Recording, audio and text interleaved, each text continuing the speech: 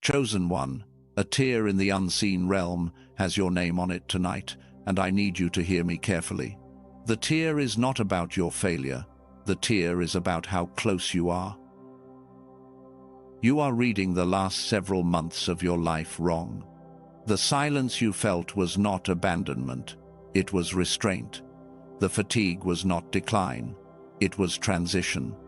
The sudden urge to lay it all down this week was not wisdom arriving late. It was the oldest spiritual ambush in the world, arriving right before the door. Heaven is grieving because the gap between where you are standing and what you were born for is no longer measured in years, it is measured in breaths. And something in you is preparing to walk away from it without knowing what it is. You did not find this message. It found you. Not by algorithm, by appointment. For the next hours of this recording, I am not here to inspire you. I am here to translate. Because the wrong translation of the past several months is about to cost you the decade in front of you. So stay, breathe. Let me name what is happening. Stop scrolling right now. Whatever tab is open in another window, close it. Whatever voice in the background is asking for your attention, let it wait. If you are around people, this message is not for them. This is for you alone. If you need to put earphones in, do that now. If you need to adjust the volume so the words land gently, do that now. I will wait. Take one full breath. In through your nose, slowly. Out through your mouth, even slower. Do it again. One more time. Good. What you are about to hear will not happen to you by watching it passively. This is not content. This is confrontation. Gentle confrontation. The kind that does not break you down, but breaks you open. And I promise you this. If you stay with me until the final blessing at the end, you will leave this recording with something you have been asking God for since you were very young. Not because I am special, not because this message is magic, but because the timing of this moment in your life and the timing of this message landing in your hands is not random. It is Chyros. And I will explain what that word means before we are finished here tonight. I want to tell you exactly what will happen before we are done. Not to manage your expectations, to honor your time. Because you have already given too many hours of your life to messages that promised everything and delivered nothing. This will not be one of those. Here is what I will give you tonight. First, by the end of this recording, you will understand exactly why the last several months of your life have felt the way they have. The exhaustion that made no sense. The doubt that arrived without warning. The sudden questioning of things you believed with certainty a year ago. You will know why those things came. You will know what they actually mean. And you will know, with the kind of settled clarity that stays with you, that none of it was a sign you failed. Second, I will give you a specific practice, not a generic affirmation, not just breathe and trust. A real named tool with 4 clear steps you can use within 60 seconds of feeling the urge to lay everything down. It has a name. I will not tell you the name yet. I will not tell you the steps yet. But before this recording ends, you will have it in your hands and in your body, and you will know exactly when to use it and when not to use it. Third, I will speak something over you. At the end, in the final minutes of this message, there is a declaration that will be spoken, not by me alone, but by something older than me, through these words. If you stay until then, that declaration will mark your spirit, not in a dramatic way, in the quiet way that the most important things get marked. 3 gifts, understanding, a tool, a sealing. That is what I am promising, and I am asking you, in return, for one thing, your attention, not your agreement, not your belief, just your attention. The rest will take care of itself. Now breathe with me one more time, in and out. Wherever you are right now, look around you for a moment. Not with your body, with your awareness. Maybe you are on a couch in a living room with a soft lamp on, the sound of traffic or wind or silence outside the window. Maybe you are in bed, the light of this screen, the only light in the room, the people in your house asleep somewhere down the hall. Maybe you are in a car, pulled over in a parking lot you did not mean to stop at, the engine off, the phone warm in your hand. Maybe you are at a kitchen table, a cup of something cooling beside you, the house quiet, in a way that feels louder than noise. Maybe you are walking, earphones in, the world around you moving, but your inner world standing completely still. Wherever you are, notice. Your body is here, your breath is here, your hands, wherever they are here. Feel the surface under you, feel the weight of your own weight, and now, notice what is inside. There is a heaviness in your chest that has been there longer than you can remember. Not dramatic, not crushing, just there. Like something has been resting on your ribs for months, and you have forgotten what it feels like to breathe without it. Your shoulders, if you let yourself feel them, are holding something. You have been carrying something. You do not even remember when you picked it up. Your hands are quiet right now, but they have been tired, not from work, from holding on, from gripping something that has started to feel too heavy to keep gripping, but too important to let fall. And there has been a thought.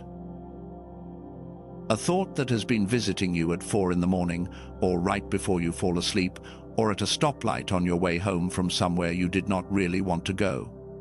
The thought says something like this: maybe I was never meant for what I thought I was meant for. Maybe I should just stop. Maybe normal is enough.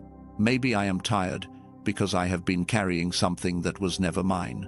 If you know that thought, I want you to know something right now. That thought is not yours. I am going to say it again because you need to hear it twice. That thought is not yours.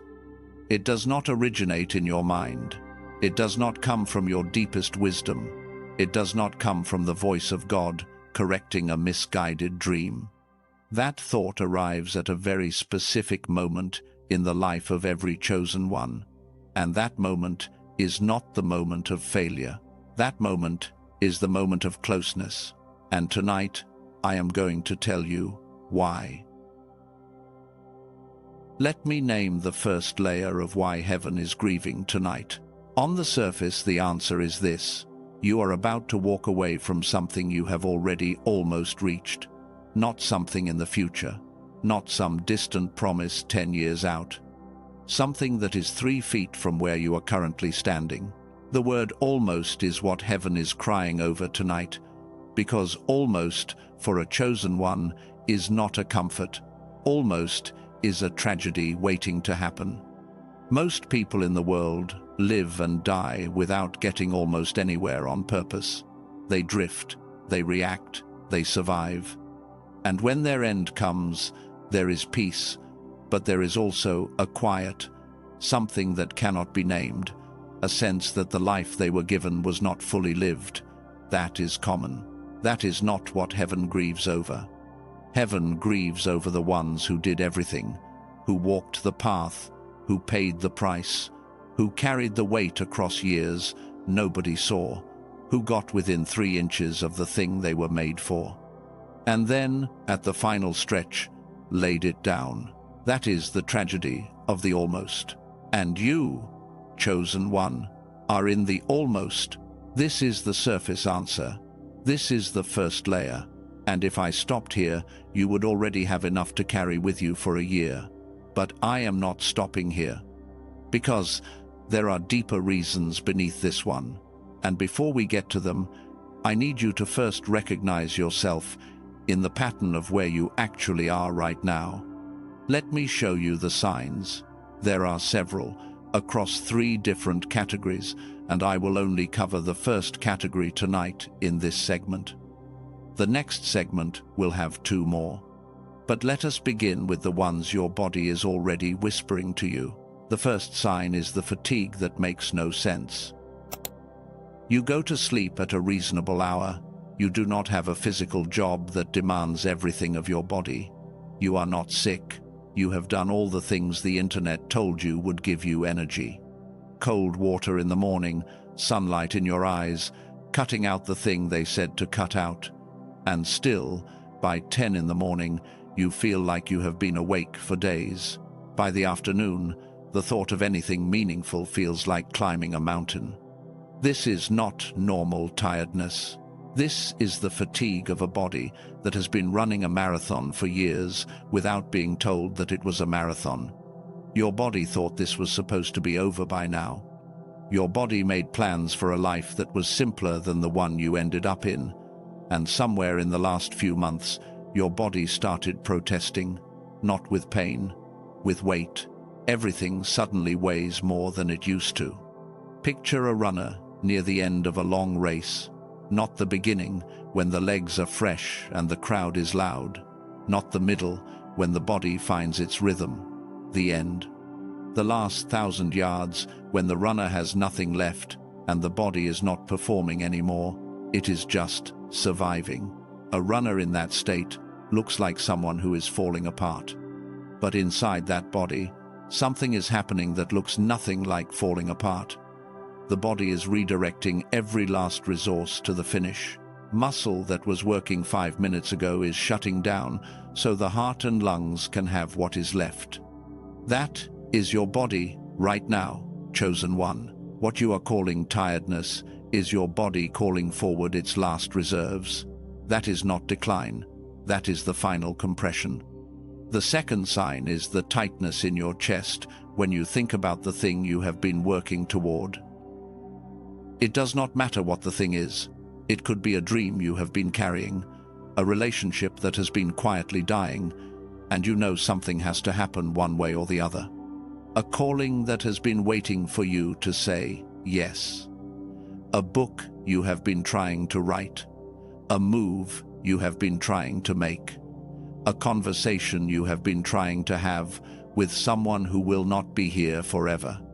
When you think about it, something in your chest tightens, just a little, like a hand closing slightly around your heart. Not a panic attack, a quiet warning. And because you cannot name it, you assume it means something is wrong. Maybe I should not do it. Maybe it is not the right time. Maybe I am not ready. Hear me carefully. The tightness is not a warning that you are on the wrong path. The tightness is the echo of every time you almost did it before and pulled back. Your body remembers the near misses, and it is bracing for another one. The tightness is not a sign of danger. It is a sign of history. It is a sign that your body has learned to expect the pullback. Your body is not afraid of the thing. Your body is afraid of almost doing the thing again. And I want you to hear this with tenderness, not shame. Your body was trying to protect you. Every time you got close and pulled back, something in you learned that getting close was painful. Your body adapted. Your body decided that approaching the thing was dangerous, because approaching it always ended in the same retreat. That is not a failure of your body. That is a body that loves you. A body that is trying to spare you one more near miss. But tonight, the body needs a new word. The new word is not retreat. The new word is cross. And we will come back to what that means. The third sign is the heaviness that arrives in your hands and limbs right before a key decision. You know this one, if you have lived it. You are standing in front of the moment. The email that needs to be sent. The call that needs to be made. The step that needs to be taken. The thing that will change everything if you do it. And in that exact moment, your body goes heavy. Your arms feel like they are filled with sand. Your legs feel like they are planted in cement. You call it procrastination. You call it laziness. You call it yourself being weak. You are wrong about all of it. What you are feeling is the body of the old life resisting the arrival of the new one. Every cell in your current identity is designed to protect you from becoming someone you have not been before. When your mind decides to cross the threshold, every part of you that built its home on this side of the threshold pulls back. The heaviness is not you failing to take action. It is you being held in place by a version of yourself whose job it is to keep you from changing. And the heaviness is always strongest right before the crossing. Always. This is a spiritual physics law. The closer you are, the heavier the last few steps feel. If you have been feeling unusually heavy lately, you are not losing. You are at the edge. I want you to picture something in your mind right now, a moment in the last few weeks when you were about to do the thing. Maybe it was writing the message. Maybe it was making the phone call. Maybe it was saying the word out loud that needed to be said. Maybe it was walking into the room. Maybe it was clicking send. And in that moment, you felt the sand in your arms, the cement in your legs, the weight that made no sense. You thought your body was telling you no. Your body was actually telling you yes. But the yes was so large that only the old self could feel it, and the old self was afraid. Hold that memory for a second. Do not argue with it. Do not try to fix it. Just let it be renamed. The fourth sign is the sudden need to sleep or disappear during prayer, meditation, or any attempt to connect. You sit down to pray. Your eyes close.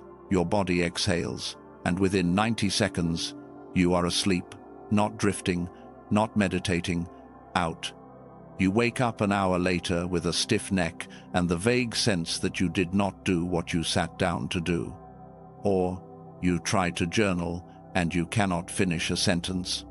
Or you go for a walk in nature, trying to listen for guidance, and your mind is either loud or completely empty, and neither one is what you came for. Or you try to read the kind of book that used to move you, and the words blur on the page, and you find yourself staring at the same paragraph for 10 minutes. You think this means your connection to the sacred has weakened. You think it means you have done something wrong. Some people even think it is shame, as if they are hiding from a presence they do not feel worthy to face. It is none of those things. Here is what is actually happening. You are entering a season where the contact is happening beneath your conscious experience. The work is being done in a place your mind is not allowed into. Your system needs to be offline for certain kinds of construction. The sleep is not laziness. The blank mind is not absence. These are signs that something is being built in you that you are not meant to supervise. There are things God will never build in you while you are watching. There are rooms inside you that can only be built while the lights are off. What you have been calling a dry season is actually the quietest and most productive season of your spiritual life. You are asleep because you are being worked on. You are blank because the channel is being cleared. You are spacing out because the construction is using bandwidth. You have not lost anything. You are being built. Now, let me ask you something. How many of those 4 signs have you felt in the last 90 days? I am not asking you to answer out loud. I am not asking you to count them on your fingers. I am asking you to let the number land in your awareness quietly. 1, 2, 3, 4. If you recognized even one, I want you to know something. These are the body signs, the physical signs, the signs your nervous system is already using to tell you what your mind has not yet caught up to. There are 2 more categories coming in the next segment: the emotional and mental signs, and the spiritual synchronicity signs. When you hear those, the pattern will sharpen. You will stop wondering if you are imagining this. You will start wondering how you did not see it sooner. But before we go there is something I need to say to you about a door. I want you to imagine something with me. Imagine you have been walking a long hallway, not a hallway made of anything physical, a hallway your spirit has been walking since you were very young. The hallway is long. It has been longer than you expected. There have been turns you did not see coming. There have been stretches where the lighting changed, and stretches where you walked in near darkness, trusting only that the floor was still beneath you. You have been in this hallway for a long time, chosen one. And at the end of this hallway, there is a door. You have always known, somewhere underneath your thinking, that the door was there. You used to picture it clearly when you were younger. You used to feel certain it was getting closer. Then, in the middle of the journey, the door became hard to see. You walked through seasons where you wondered if there was a door at all. You wondered if the hallway was the whole point, if the walking was the purpose, if the waiting was the meaning. Here is what I need to tell you about that door. The door is real. It has always been real. And right now, tonight, you are closer to it than you have ever been in your entire life. You do not know this because the door looks different up close than it looked from a distance. From far away, you pictured it glowing. From far away, you pictured it with your name on it, obvious, impossible to miss, the kind of door that announces itself when you arrive. Up close, the door is simpler than that. Up close, the door is 3 feet in front of you, and it looks like an ordinary moment. It looks like a decision you could make today. It looks like a conversation you could have this week. It looks like a word you could say out loud that you have been swallowing for years. The door is not dramatic, chosen one. That is why you might miss it. When people picture arriving at their destiny, they picture fireworks, they picture a crowd, they picture the music swelling. But the actual door is almost always quiet. The actual door is a Tuesday afternoon, a short breath, a small yes, a small no, an unremarkable sentence spoken in a room with no witnesses except your own soul. The enemy of the chosen one is not drama. The enemy of the chosen one is underestimation. You will walk right past the door if you are waiting for a sign that says, "This is the door." Heaven is crying because you have walked this hallway for so long, and you are now so close, and the door is now so quiet, that the only thing that could take it from you is the sudden, strange urge to stop walking, right here, right at the threshold. I will come back to this door later in our time together. I am not going to exhaust this image by over-explaining it right now, but keep it, keep the hallway, keep the door. We will return to it at the moment it needs to be returned to. There is something else I want to put in your awareness before we move further, and I will only say it once tonight. Somewhere in the research that informs everything I am about to share with you, there is a body of work a man named Dr. Robert Lake has been doing for over 3 decades. In his earlier years, before the work I will talk about much later in this message, he was studying what he first called the youthful brain phenomenon. It was a smaller piece of a much larger puzzle. I mention it only because a few of you, later in your journey, will come across that phrase, and I want you to recognize it when you do. That is all I will say about it tonight. We will return to the main work.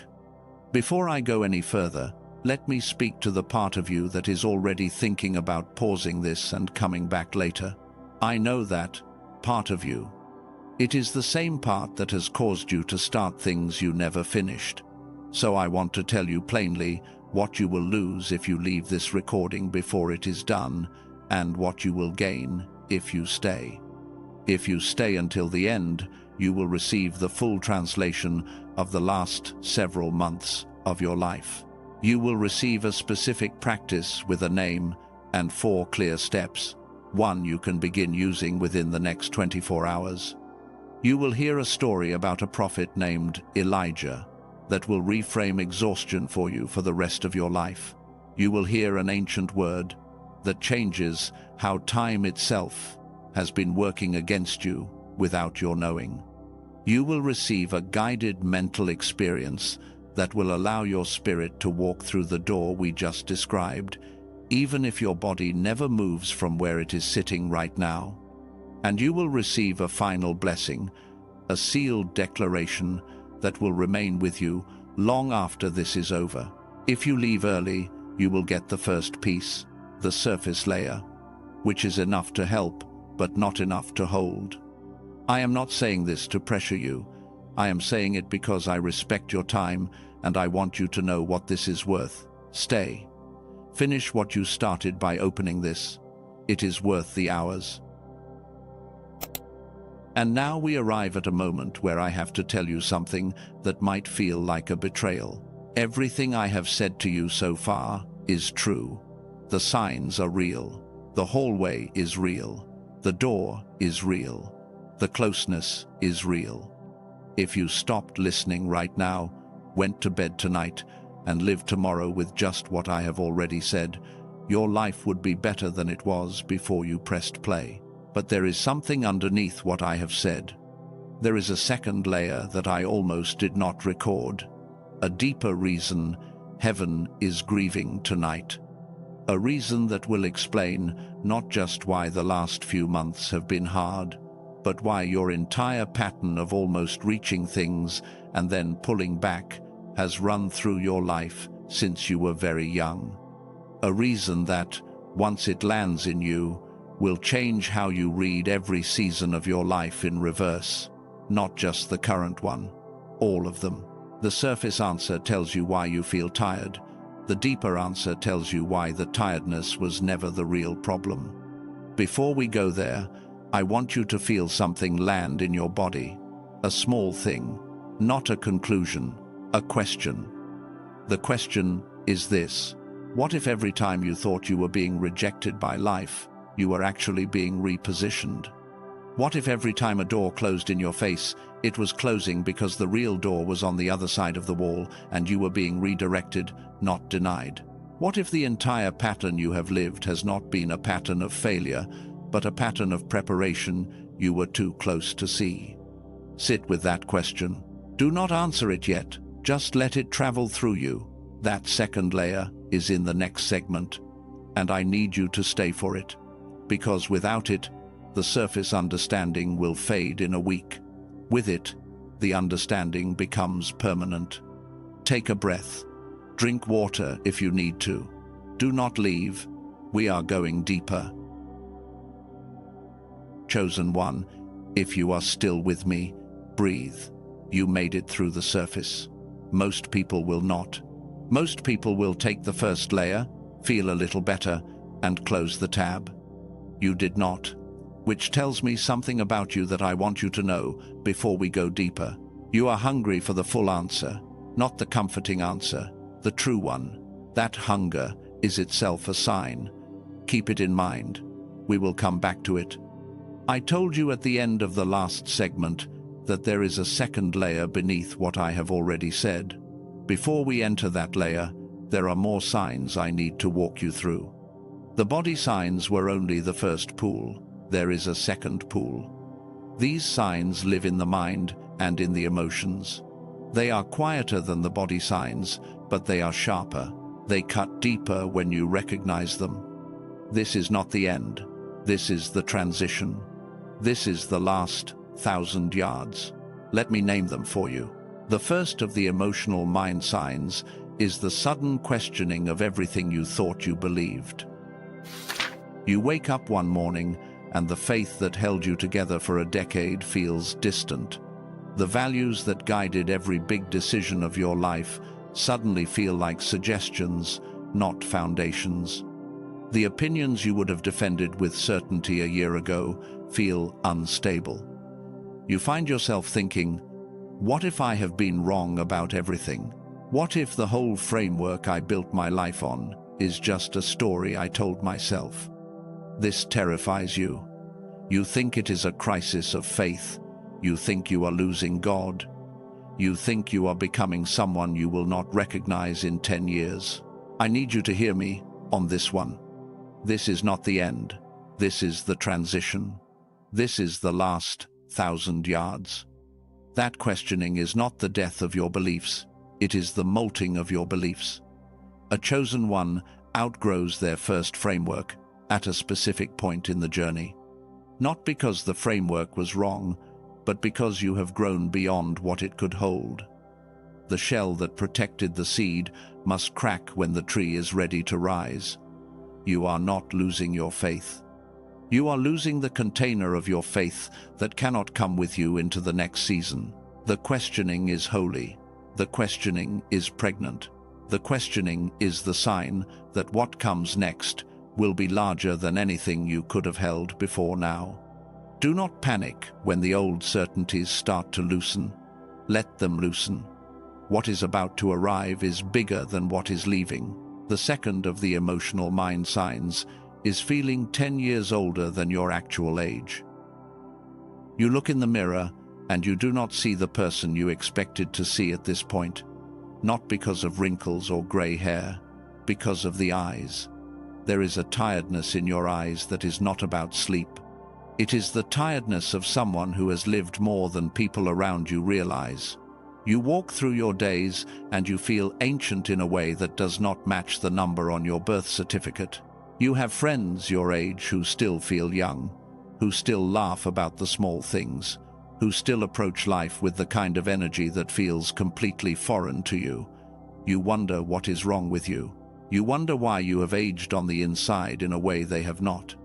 Nothing is wrong with you. You have been carrying more than they have been carrying. That is all it is. Chosen ones age in waves, not evenly, not gradually, in concentrated compressions. A chosen one can live 5 years of internal experience in 6 months of chronological time. The weight you have been carrying was the weight of accelerated becoming.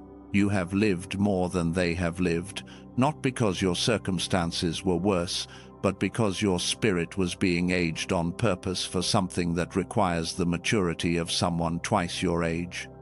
The weariness in your eyes is not decline, it is ripeness. You look 10 years older on the inside because you are 10 years further along than you are supposed to be by now, which is exactly what the moment requires. The third of the emotional mind signs is flat affect around things that used to excite you. Music you used to love sounds okay, but not transcendent. Food you used to savor tastes fine, but does not bring joy. Conversations you used to look forward to feel obligatory. The news no longer shocks you. Success no longer thrills you. Failure no longer devastates you. Everything has become, in a word, flat. You worry that this is depression. Sometimes it is, and if it is interfering with your daily functioning, please do not use what I am saying to avoid real care. Get support. But for many of you, this is not depression, this is something else. And it has a name most people never learn. You are experiencing the dampening of the lower frequencies. Your nervous system is turning down the volume on the emotional registers that used to drive your life because it is preparing to open higher frequencies that those lower ones would have drowned out. The flatness is not permanent. It is a transition state, a temporary recalibration during which the old excitements are quieted so the new ones can be heard when they arrive. A musician does not practice on a loud stage. A musician practices in a quiet room. Your life has become quiet because something is being rehearsed in you that requires the old noise to stop first. When the rehearsal is complete, the music will return, and it will be music you did not know your heart was capable of playing. The fourth of the emotional mind signs is the inability to explain your life to anyone in your circle. You try to tell your closest friend what has been happening to you, and the words will not come out right. You feel yourself shrinking the experience just to make it fit in the conversation. You watch their face as you talk, and you can see that they are trying, but they are not getting it. They do not have the category for what you are describing, so you eventually stop trying to describe it. You say a watered-down version and change the subject. You walk away feeling lonelier than you did before you spoke. This happens because you have moved into a layer of experience that the people around you are not yet in. Not because you are better than them, not because they are shallow, because they are at a different stage of the path, and the stage you are in does not have language that transfers back to the stage they are in. Here is what I want you to know about that loneliness. The loneliness is not a signal that you should go back. The loneliness is the signal that you have moved forward. It is lonely at the front of the line. It was supposed to be. Every chosen one who has ever walked this path has walked a season where they could not explain themselves to the people they loved. This loneliness is not a sign you have lost your community. It is a sign you are about to meet the community that matches where you are now. The people who were meant to walk with you at the next level have not arrived yet because you have not arrived yet. When you cross the threshold, they will appear. They are already walking toward you from the other side. Hold the line. The loneliness ends when the threshold is crossed. Those are the 4 emotional mind signs. I want you to notice something about them. They are less about your body and more about your identity. Your body signs tell you that something is being built. Your emotional mind signs tell you that who you are is being reorganized. Before we move to the third pool, which is the deepest of the 3, I want to tell you a story. Not about a modern person, not a testimony, an ancient story, because the pattern of what is happening to you is not new. It is the oldest pattern in the record of the chosen. And there is one figure in that record who has carried your exact pattern better than almost anyone else. His name was Elijah. If you do not know the story, let me give it to you simply, because you need to know it tonight. Elijah was a prophet, not a nice pastor with a nice voice and a nice Sunday sermon. A wild, raw, untamed prophet in a time when his country had lost its way. The kind of man who would walk into a palace and say hard things to a king and a queen. The kind of man the establishment could not control. At a point in his life, Elijah stood on a mountain called Carmel. He called down fire from heaven in front of hundreds of priests of a false god. The fire came. The priests of the false god were destroyed. Elijah, standing alone on that mountain, witnessed the most dramatic, public, undeniable victory of his entire prophetic life. It was the apex. It was the peak. You would think what came next was a celebration. What came next was that Elijah ran. Within 24 hours of the greatest victory of his life, Elijah was running into the desert, terrified. The queen had threatened to kill him, and something in his spirit broke. He ran until he was exhausted. He ran until his body would not carry him any further. He collapsed under a small tree called a broom tree, a juniper tree. And under that juniper tree, this prophet of fire, this man who had just pulled down the power of heaven, this walking legend of his time, asked God to let him die. He said, in his own words, "It is enough. Take my life. I am no better than my fathers before me. I am done." Chosen one, I want you to feel the weight of that moment. 24 hours earlier, fire from heaven. 1 day later, asking to die under a desert bush. That is the pattern. That is the spiritual pattern of almost every chosen one who has ever walked this planet. The collapse does not come during the failure. The collapse comes right after the breakthrough. The closer to the peak, the deeper the valley on the other side. You have been in the valley, have you not? And you have been convinced that the valley meant you had failed. That the valley meant the peak was not real. That the exhaustion you were feeling after your big season was a sign that you had built on sand. Here is what happened next in Elijah's story, and this is the part nobody teaches you. An angel came to him under that juniper tree. The angel did not preach to him. The angel did not rebuke him. The angel did not tell him to get up and act stronger. The angel did not remind him of his calling or shame him for asking to die. The angel touched him and said, "Arise and eat." And when Elijah looked, there was bread that had been baked on hot stones and water.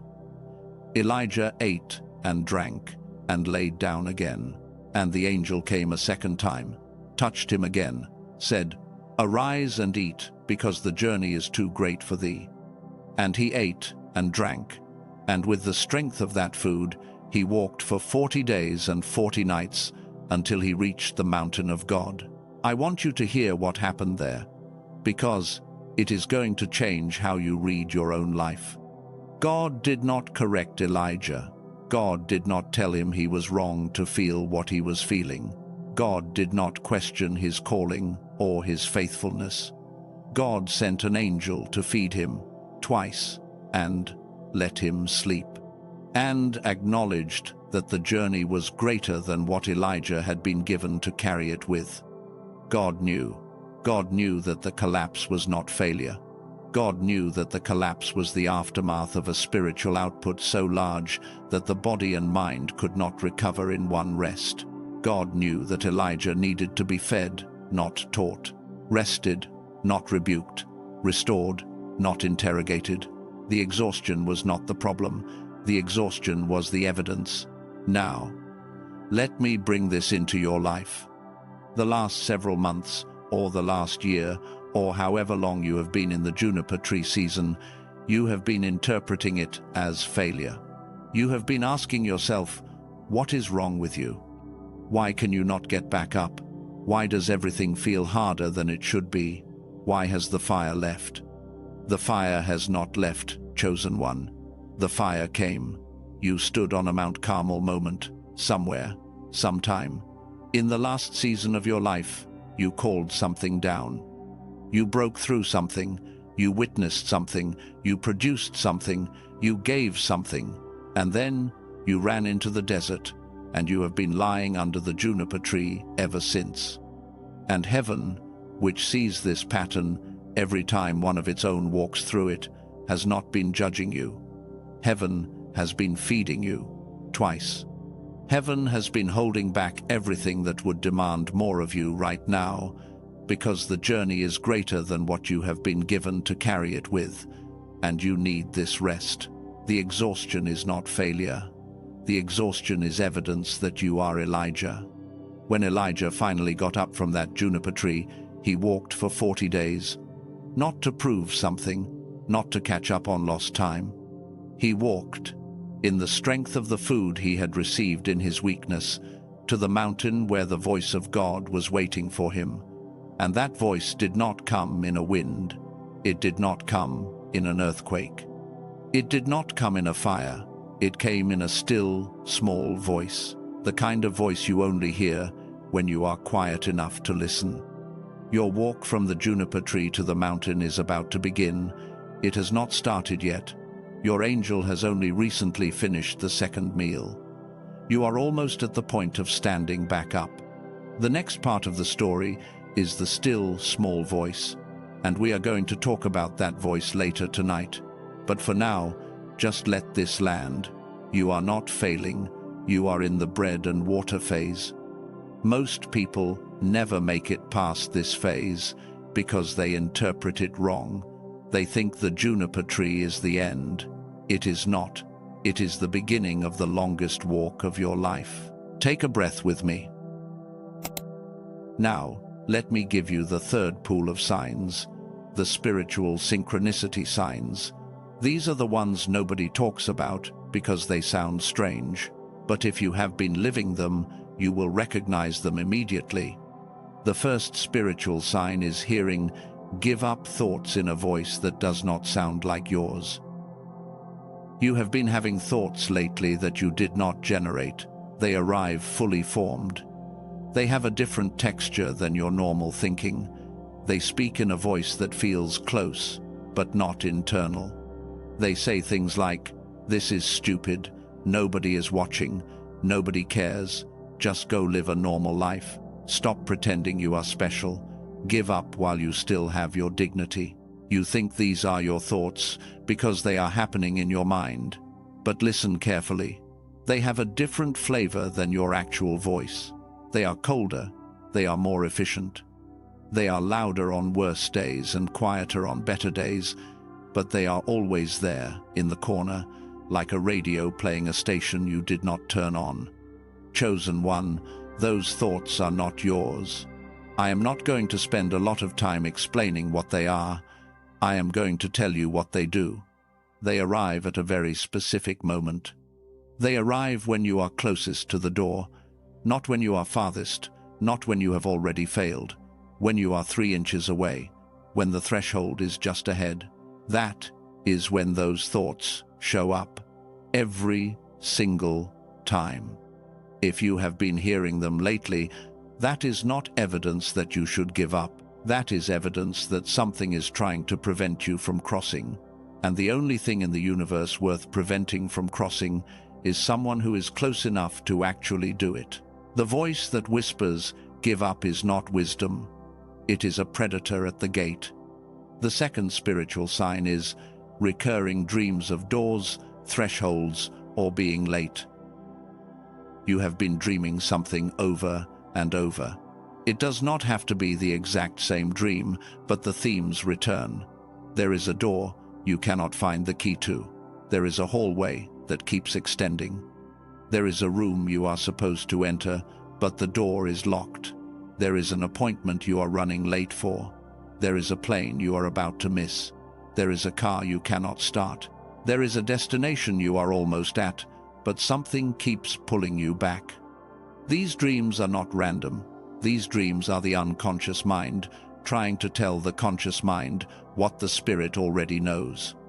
You are approaching a threshold. You are arriving at something. And part of you is afraid you will be too late, or too unprepared, or too uncertain about whether you even have permission to cross. If you have had even one dream like this in the last few months, write it down when we are done. Not to interpret it, to honor it. Your deepest knowing was trying to prepare you for what is in this message. The third spiritual sign is the strange timing of discouragement. Think back over the last 6 months. When did the worst discouragement arrive? Was it after a failure? Was it during a bad season? For most of you, no. For most of you, the worst discouragement arrived at the strangest moments, right after a small win, right after a glimpse of hope, right after a conversation that left you feeling seen, right after you felt, for a brief moment, that maybe things were about to turn. And then, within hours or days, a wave of discouragement crashed over you that did not match the circumstances. This is not a coincidence.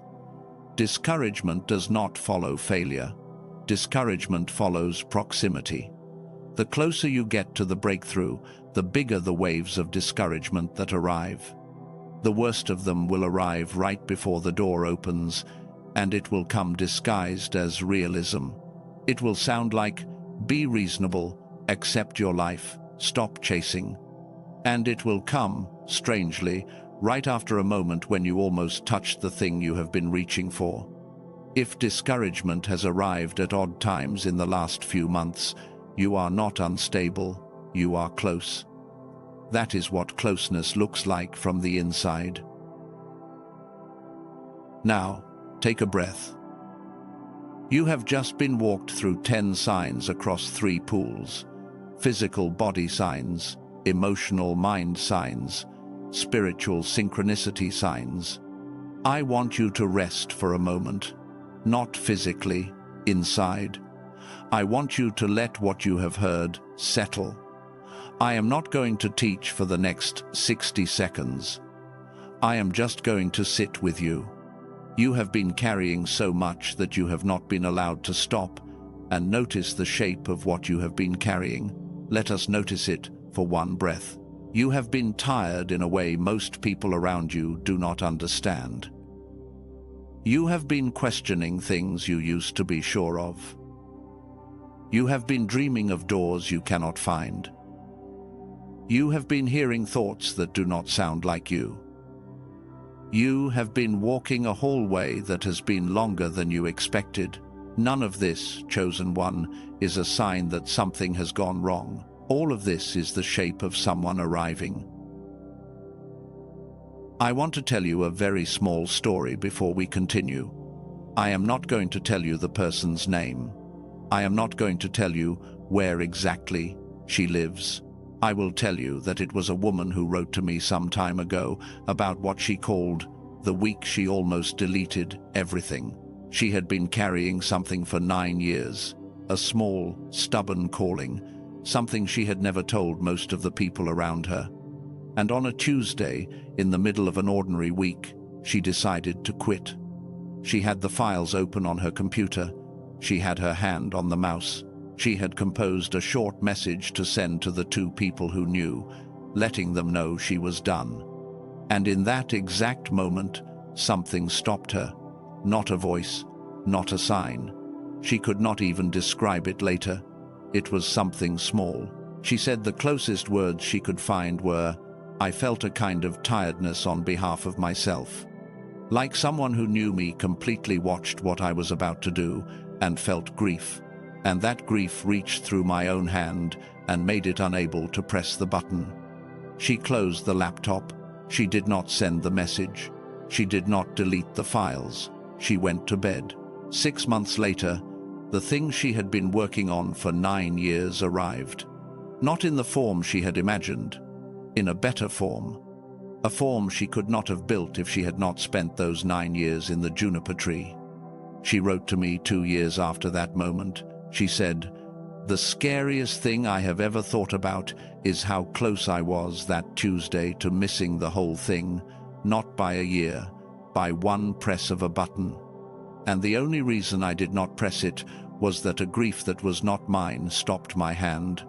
Chosen one, I am telling you this story because someone listening to this recording right now has your hand on the metaphorical mouse this week. Someone has the message almost composed. Someone has the decision almost made. And I want you to hear, in the recording of someone else who has already crossed the threshold you are near, that the grief you are feeling this week, the strange heaviness of consideration, may not be your own grief. It may be heaven reaching through your hand to stop you from missing the whole thing by a single press. Let your hand go still for a moment. Before we move to the next segment, I want to begin something I am going to finish later, a practice. Not the full practice yet, the beginning of it. A small diagnostic question I want you to carry forward into the next part of your week. I am going to call this the almost audit. And later in the recording, I will give you the full version. But I want to put the core question in your hands right now, so it starts working on you before we finish tonight. Here is the question. What am I quietly laying down this week that future me will grieve? That is the question. I want you to read it in your mind, once, slowly, then again. What am I quietly laying down this week that future me will grieve? Not laid down in a loud way, quietly. The way chosen ones almost always lay things down, through a series of small no's that never get named as decisions, through an empty calendar entry, through a conversation that keeps getting delayed, through a dream that is drifting, not crashing. The question does not ask what you have failed at. It asks what you are quietly folding up and putting in a drawer this week. Carry that question with you for the next few days. Do not rush to answer it. Let it find you. The answer will arrive when you are not trying to force it. It will come in the shower. It will come on a walk. It will come in a quiet moment, at a red light. And when it arrives, write it down somewhere. I will give you what to do with the answer later in this message. This is the seed of the almost audit. The full version is coming. If you want to mark this moment for yourself, here is a simple thing you can do. In the comments of this recording, type one word. The word is arrived, not arriving. Arrived. Type it as a marker for yourself, not for anyone else. Your spirit will know why. Now, we are about to enter the second layer, the deeper reason heaven is grieving tonight. Everything you have heard so far is true. The 4 body signs are real. The 4 emotional mind signs are real. The 3 spiritual synchronicity signs are real. Elijah is real, and your life is walking his pattern. The hallway is real. The door is real. But underneath all of that, there is a second answer. And this answer will reframe your entire life in ways I have to prepare you for before I say it. Because when I say it, something in you is going to resist. Something in you is going to want to argue with me.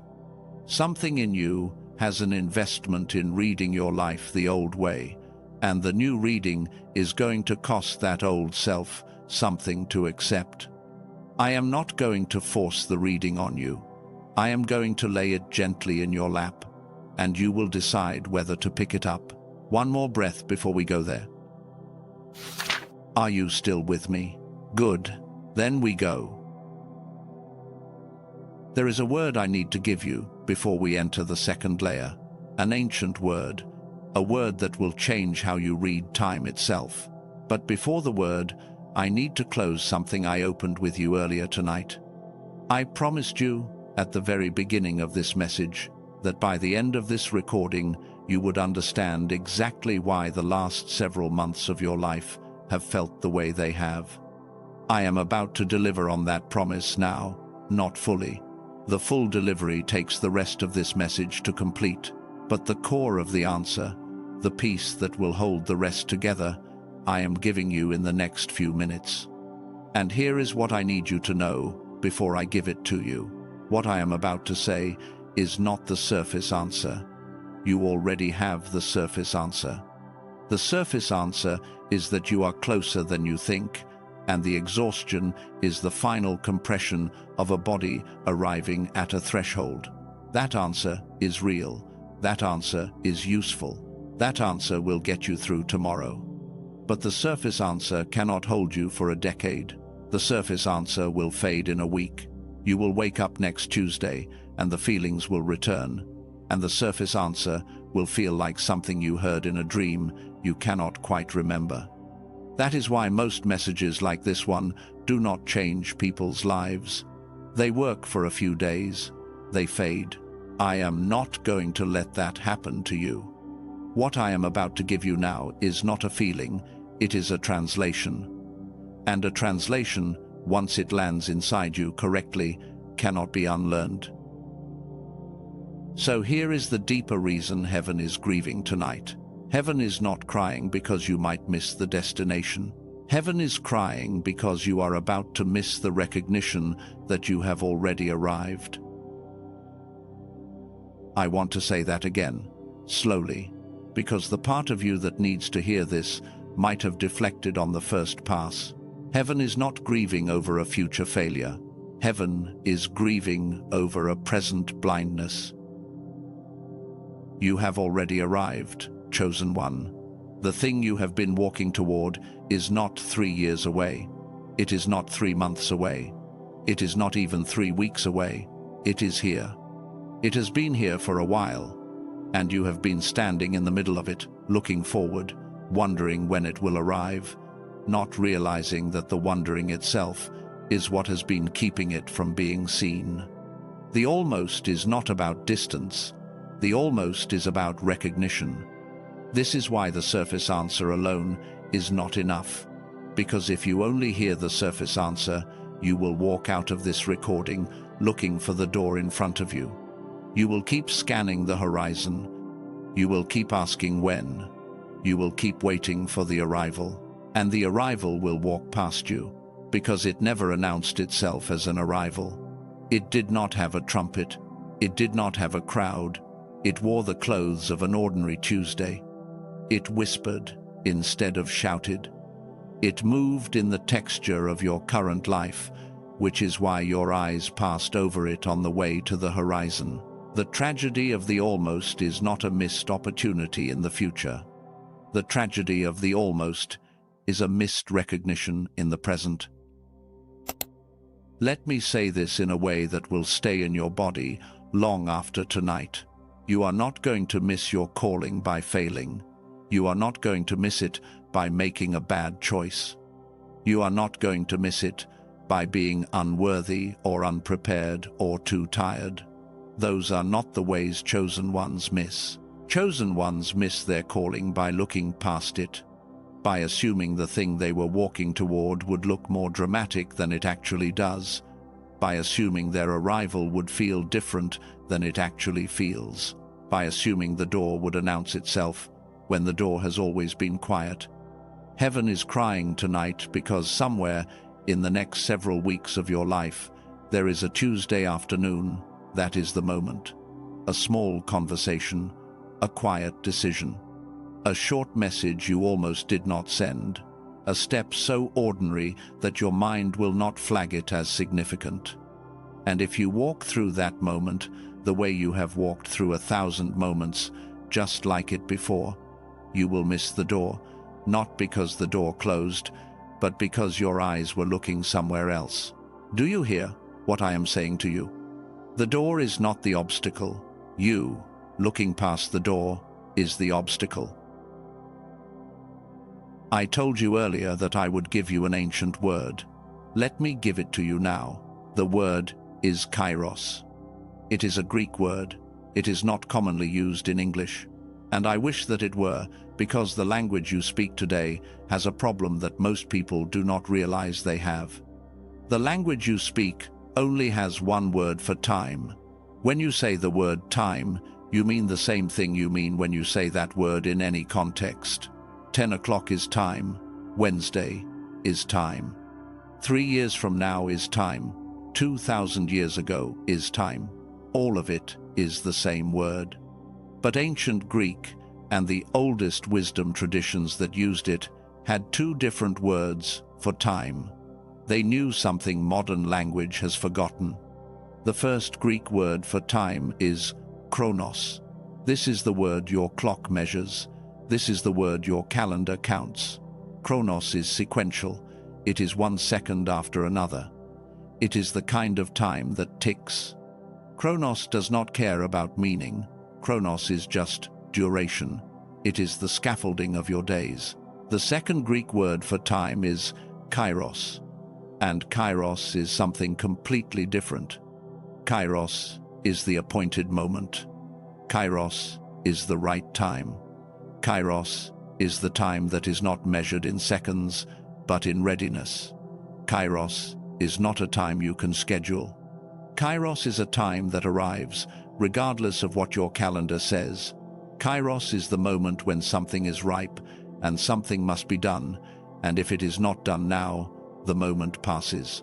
In the New Testament, when Jesus began his public ministry, the first words out of his mouth, according to the Gospel of Mark, were about this kind of time. "The time is fulfilled," he said. "The kingdom of God is at hand."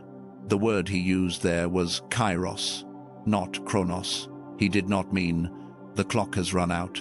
He meant, "the right moment has arrived." Chosen one, I am giving you this word because your life has been operating on Chyros, and you have been reading it as chronos. You have been trying to figure out when things will happen by looking at the calendar. You have been measuring your progress by the number of days that have passed. You have been saying to yourself, "I have been at this for 3 years, or 7 years, or 12 years, as if the duration itself was the measure of your nearness to the thing. Your nearness was never about duration. Your nearness was always about ripeness. And the ripeness, chosen one, is now. That is why you are feeling what you are feeling. Chyros is not a gentle arrival. Chyros creates a pressure in the body. It creates a disturbance in the ordinary. It wakes you up at 4 in the morning with a weight you cannot name. It makes the usual life feel wrong without telling you why. It is the ancient signal of a moment that has become ripe, and the moment is telling you, through every channel it can use, that it is here. You have been reading the pressure as problem. The pressure was the announcement. The pressure was Chyros saying, in the only language Chyros speaks, pay attention now. What you have been waiting for is here. Now I want to tell you why the recognition is harder than the arrival, because this is the part that confuses almost everyone. You would think that arriving at a thing would be the hard part. You would think that once the thing shows up, it is easy. Of course you would take it. Of course you would walk through the door. Of course you would say yes. Who would not? Let me tell you who would not. Almost everyone. Most people, when their Chyros moment arrives, do not recognize it. They look right at it and see something else. They see an annoyance. They see a problem. They see a coincidence. They see a weird day. They see a conversation that did not go where they expected. They see a piece of information they did not ask for. They see a sudden redirection they experience as failure. They see a closed door. They see a person who entered their life who does not fit the plan. They see a change they did not want. What they do not see is the door, because the door never looks like a door when you are inside the moment. Here is why. The door is made of the material of your current life. It is not made of gold. It is not made of a different substance than everything else around you. The door is assembled from the exact pieces of your ordinary existence. A small choice, a quiet invitation, a short phone call, a piece of news, a sudden inner prompting, a meeting that was not on the schedule, an illness that rearranges a week, a person who keeps showing up, a question that keeps returning. The door hides inside the ordinary, and the only way to recognize it is to be trained to see it. Most people have not been trained to see it. They have been trained to look for something else. They have been trained by movies and by inherited stories to expect the door to announce itself. Lightning, fire, a voice from the clouds, a moment of undeniable clarity. When the door arrives dressed in ordinary clothes, most people miss it. They keep waiting for the dramatic version. And while they wait, the ordinary version walks past them and out the other door. This is why chosen ones lose their Chyros. Not because they fail the test, because they do not recognize that the test has already begun. There is an image I want to put in your mind because it will stay with you. A caterpillar, at a certain point in its life, enters a cocoon. Most people know this part. What most people do not know is what happens inside the cocoon. We picture the caterpillar slowly growing wings, slowly becoming a butterfly, step by step. That is not what happens. Inside the cocoon, the caterpillar dissolves. Literally, it liquefies. It becomes, biologically, a kind of soup. The structure of the caterpillar breaks down almost entirely, and from that dissolved material, a completely different creature is assembled. The butterfly is not the caterpillar plus wings. The butterfly is something new that was made out of the dissolved pieces of what used to be. If the caterpillar could narrate its experience inside the cocoon, it would not say, "I am becoming a butterfly." It would say, "I am dying." It would say, "I am falling apart." It would say, "Everything I was is turning to liquid, and I have no idea what is happening to me." Chosen one, you have been in the cocoon. The confusion you have been feeling is the dissolution. The flatness we talked about earlier is the liquefaction of the old registers. The loneliness is the separation from what you used to be. The exhaustion is the biological cost of being restructured from the inside out. This is why recognition is harder than arrival, because you cannot see the shape of what you are becoming from inside the process of becoming it. You can only see it from the other side. And until you are on the other side, you will interpret the process as failure.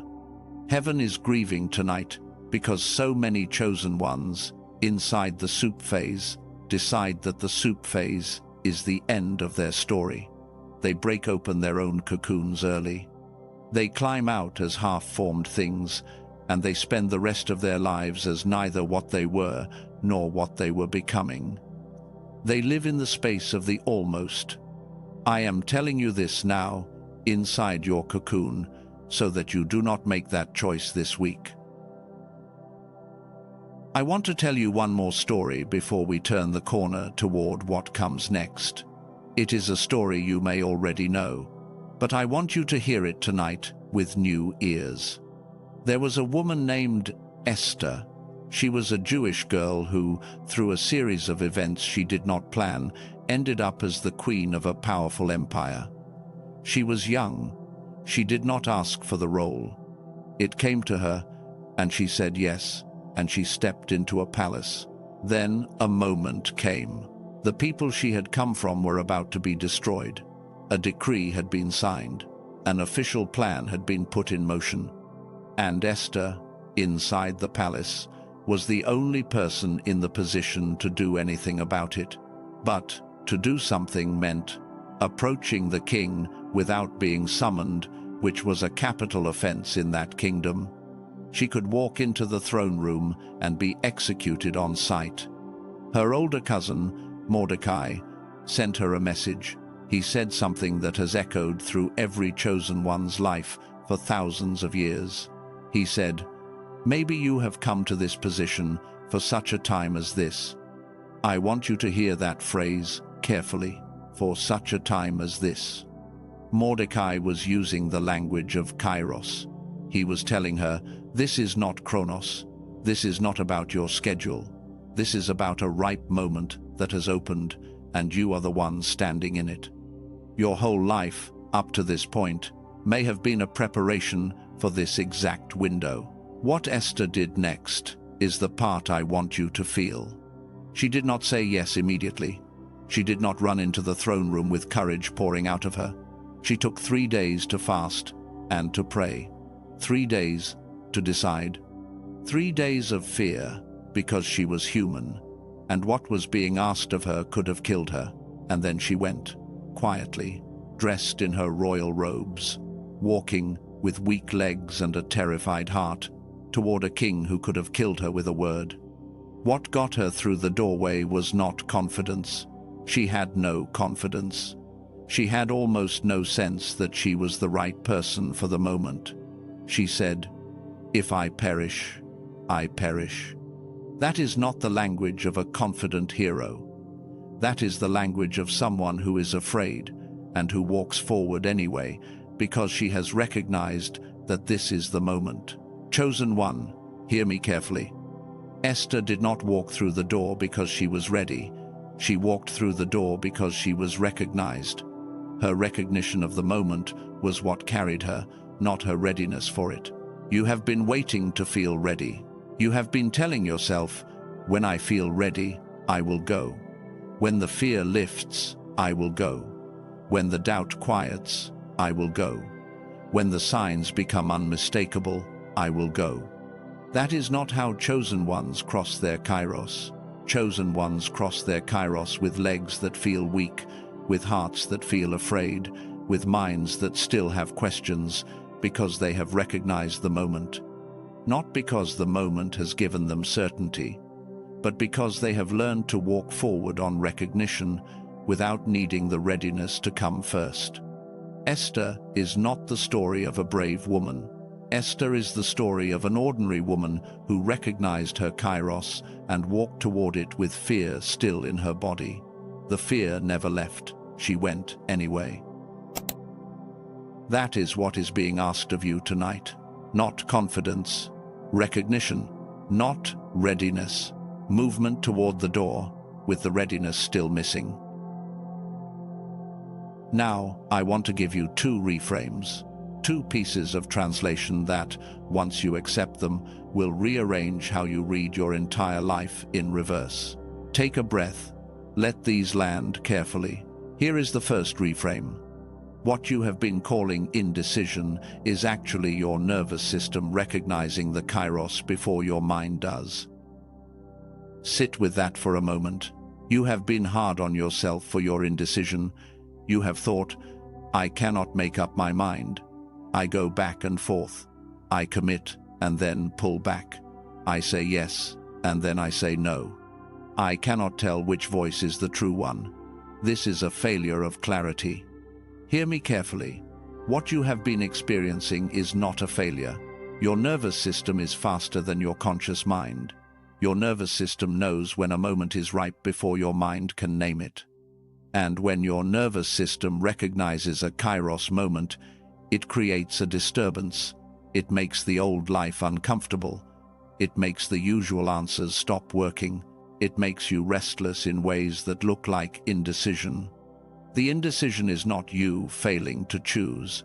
The indecision is your body trying to tell your mind that the rules have changed, that the old decision framework is obsolete, that you are in a different kind of time now, and the old compass does not point to the right north anymore. What you have called confusion was wisdom without language. You were not broken. You were arriving. Here is the second reframe. What you have been calling the feeling of not being ready is actually the oldest proof you have ever received that you are the right person for this moment. This one is going to sting a little. Let it. You have assumed, for most of your life, that the feeling of readiness is the green light, that when you finally feel ready, it means the moment is yours to take. And you have waited, year after year, for that feeling to arrive. Here is what you have not known. The feeling of readiness, for a chosen one, is almost never the signal that the moment is yours. The moments chosen ones are designed for are moments that are too large to feel ready for. If you feel completely ready for something, it is probably not the thing you were made for. It is probably a smaller thing, a thing the old you was already calibrated to handle. The real thing, the Chyros thing, the thing heaven has been forming you for, will always feel too big. It will always make you doubt. It will always come with the thought, who am I to do this? That thought is not the enemy of your calling. That thought is the signature of your calling. Every chosen one, in every generation, has walked toward their Chyros saying, I am not the right person for this. Every one of them. Moses said it. Jeremiah said it. Esther said it in a quieter way. Mary said it when the angel told her what she was to carry. None of them felt ready. That feeling of not being ready was not a disqualification. It was a confirmation.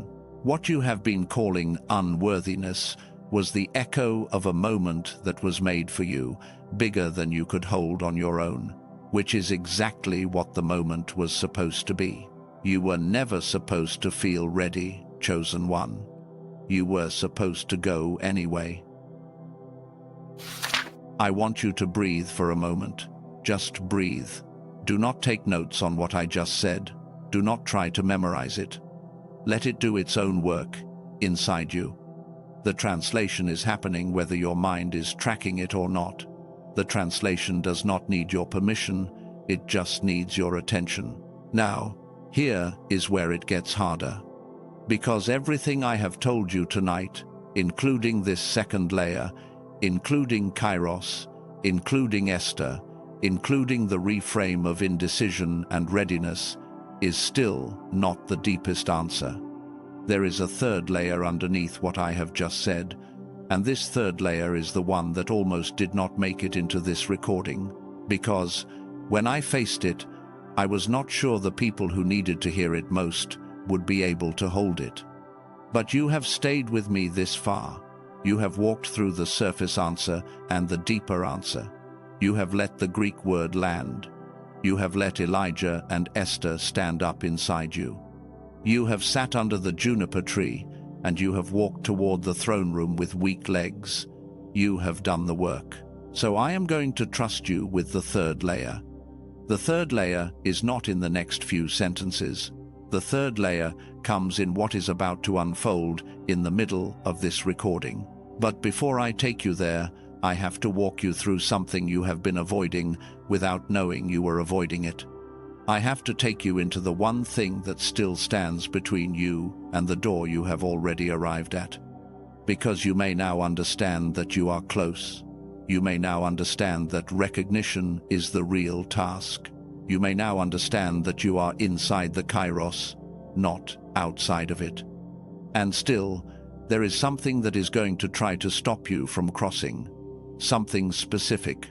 Something that has a name. something that every chosen one, right at the moment of their arrival, has to face. It is not what you think it is. It is not laziness. It is not fear in general. It is not the enemy in the abstract. It is something very specific, and it arrives not when you are far from the door, but when you are 3 inches from it. It arrives dressed as wisdom. It arrives dressed as humility. It arrives dressed as realism. And if you do not name it, it will walk you away from your own Chyros in a voice that sounds exactly like your own. In the next part of this message, I am going to name it for you. And once it has a name, it loses most of its power. Let me show you what it is. The thing that is going to try to stop you from crossing the door has a name, and it is time to name it. I want you to settle in for this part of the message, because what comes next is going to require honesty with yourself. Not brutal honesty, tender honesty. The kind that names what is happening without shaming you for it. You have been carrying this thing for a long time without knowing it had a name, and tonight I am going to give you the name. The name is finish line fear. It is not laziness. It is not cowardice. It is not a failure of faith. It is a specific, spiritual, biological, relational fear that arrives in chosen ones at one very specific moment. Not at the beginning of the path, not in the middle of the path, at the end of the path, in the last 1,000 yards, 3 inches from the threshold, finish line. Fear is the fear that arrives right before arrival. And I want you to understand this clearly, because you have been blaming yourself for what is actually a universal human pattern. Every person who has ever gotten close to something big has experienced some version of this fear. Athletes experience it before the final lap. Writers experience it before the last chapter. Lovers experience it before the first real commitment. Builders experience it before the final stone. It is not a sign that you are uniquely weak. It is a sign that you are human and you are close. Finish line fear wears 3 different faces, and I want to name each one because 1 or 2 or all 3 of them have been visiting you in the last few months, and you have been treating them as if they were voices of wisdom when they were voices of self-sabotage in disguise. The first face of finish line fear is called growth guilt. Growth guilt is the guilt that arises in you when you start to outgrow the people around you.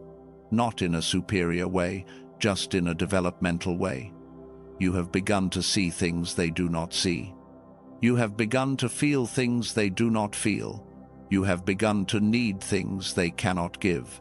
You have started, quietly, to become unavailable for conversations, situations, and relationships that used to define your life. And instead of feeling free, you feel guilty. You feel guilty for setting a boundary with a family member who has always taken without giving. You feel guilty for not going to the same social gatherings you used to go to. You feel guilty for being quieter than you used to be. You feel guilty for wanting to be alone more than you used to want to be. You feel guilty for having visions for your life that your closest people cannot understand. You feel guilty for not texting back as fast. You feel guilty for outgrowing versions of yourself that other people are still attached to. Chosen one, hear me clearly on this one. Growth guilt is not your conscience. Growth guilt is not God telling you that you are being selfish. Growth guilt is the nervous system of a person who has spent most of their life prioritizing other people's comfort over their own development and is now terrified to do the opposite. You are allowed to outgrow what formed you. I want to say that again, because it is going to take more than one pass to land. You are allowed to outgrow what formed you. The people who raised you, the friends who knew the earlier versions of you, the community that watched you become who you were a decade ago, they do not own the rest of your becoming. They were assigned to a chapter. They were not assigned to the whole book. If you stay small to keep them comfortable, you are not being loyal to them. You are being cruel to the person heaven has been shaping you into. The guilt you feel when you start to claim your bigger life is not a moral failure. It is a growing pain. It is the pain of a person whose original container is cracking because you have become too large for it. The crack is not a problem. The crack is the exit. Some of the people you love will come with you into the next chapter. Some will not. That is not a reflection of their worth. It is a reflection of the path you are on. Some paths go together for a while and then branch. Honor the season you shared. Let the branching be a holy thing, not a shameful one. You are allowed to become unavailable to what is no longer yours to hold. You are allowed to cross the threshold without explaining it to anyone who did not walk toward it with you. You are allowed to rise without apologizing for the weight you had to drop to do it. Let the permission land. The second face of finish line fear is called success terror. Success terror is the specific, quiet horror that rises in you when you imagine the thing you have been praying for actually arriving. You would think that you would be excited about it. You would think that dreaming about your answered prayer would feel like joy. For most chosen ones, at the threshold, it does not. When you start to seriously imagine the thing arriving, a fear rises up that does not have a name in most people's vocabulary. What if I am seen? What if people look at me? What if I am expected to show up for the thing I asked for? What if I disappoint the people who have been waiting for me to become what I said I would become? What if the new life asks more of me than the old life did? What if I liked complaining about not having it more than I will, like actually having it? What if I cannot go back once I cross? What if the person I have been waiting to become is someone I will not recognize when I meet them? That is success terror. It is the fear not of failing, but of succeeding, not of losing, but of winning. And it is one of the most unspoken, least recognized, and most common fears among chosen ones in transition. I want you to know that it is normal, and I want you to know what it actually means. Success terror means that the life you are walking into is large enough to require a different version of you than the one you have been, which is exactly the point. The new life cannot be lived by the old you. The old you is not qualified. The old you, at the level you are entering, is a beginner, and some part of you knows this, and the part of you that has been the expert in the old life is terrified of going back to being a beginner. Here is the truth that will help you hold it. Every single person you admire, at the level you admire them, was once a beginner at that level. They were beginners in public. They were beginners while people watched them. They were beginners while they stumbled. The difference between them and the people who did not make it is that they kept going, beginner legs and all. You are going to be a beginner in your new life for a while, chosen one. That is not a problem. That is the entry fee. Being terrified of that does not mean the new life is wrong for you. It means you are sensible. It means you understand what is being asked. Go anyway. The third face of finish line fear is what I call the imposter's last stand. The imposter's last stand is the voice that shows up, almost predictably, right at the threshold and says, "You were faking it the whole time. You are not really this person. You tricked everyone, including yourself, into thinking you were going to be this. But when the moment actually comes, they will see. You will be exposed. You are not who you have been pretending to be." That voice has been louder in the last few weeks, has it not? I know it has, because that voice always gets louder at the threshold, not earlier. The imposter's last stand is not the background noise of your whole life.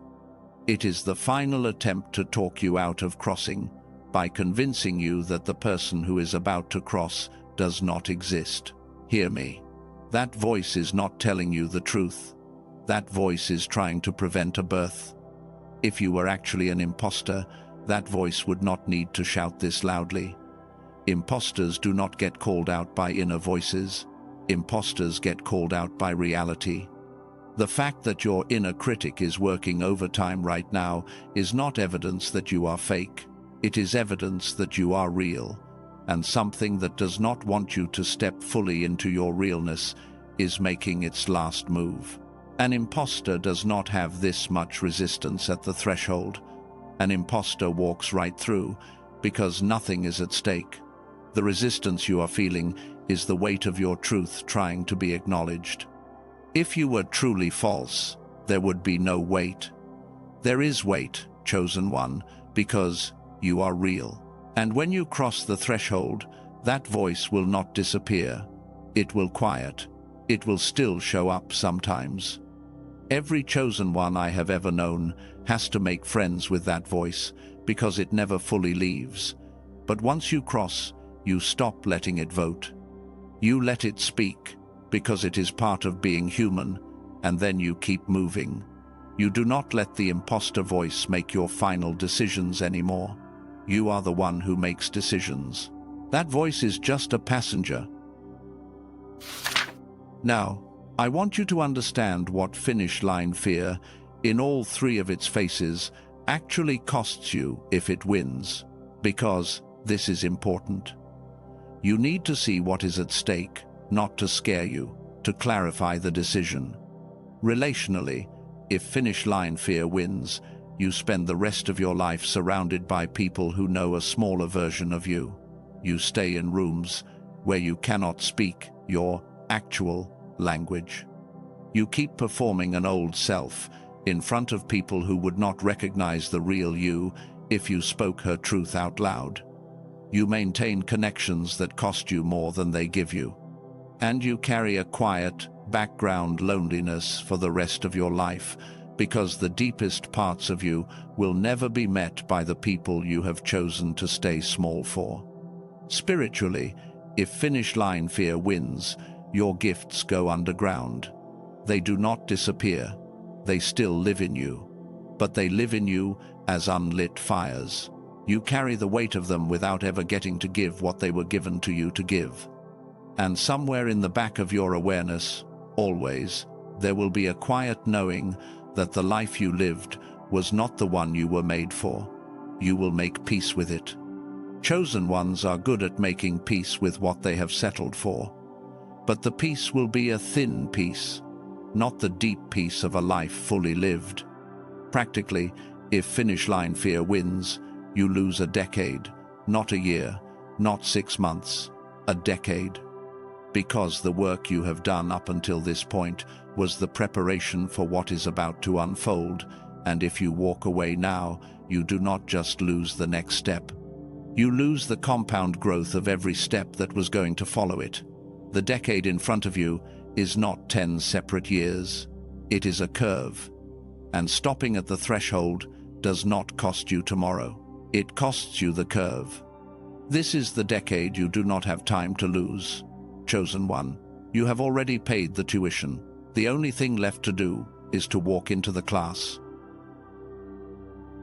I want you to breathe for a moment. This is a lot, and I am not going to rush you through it.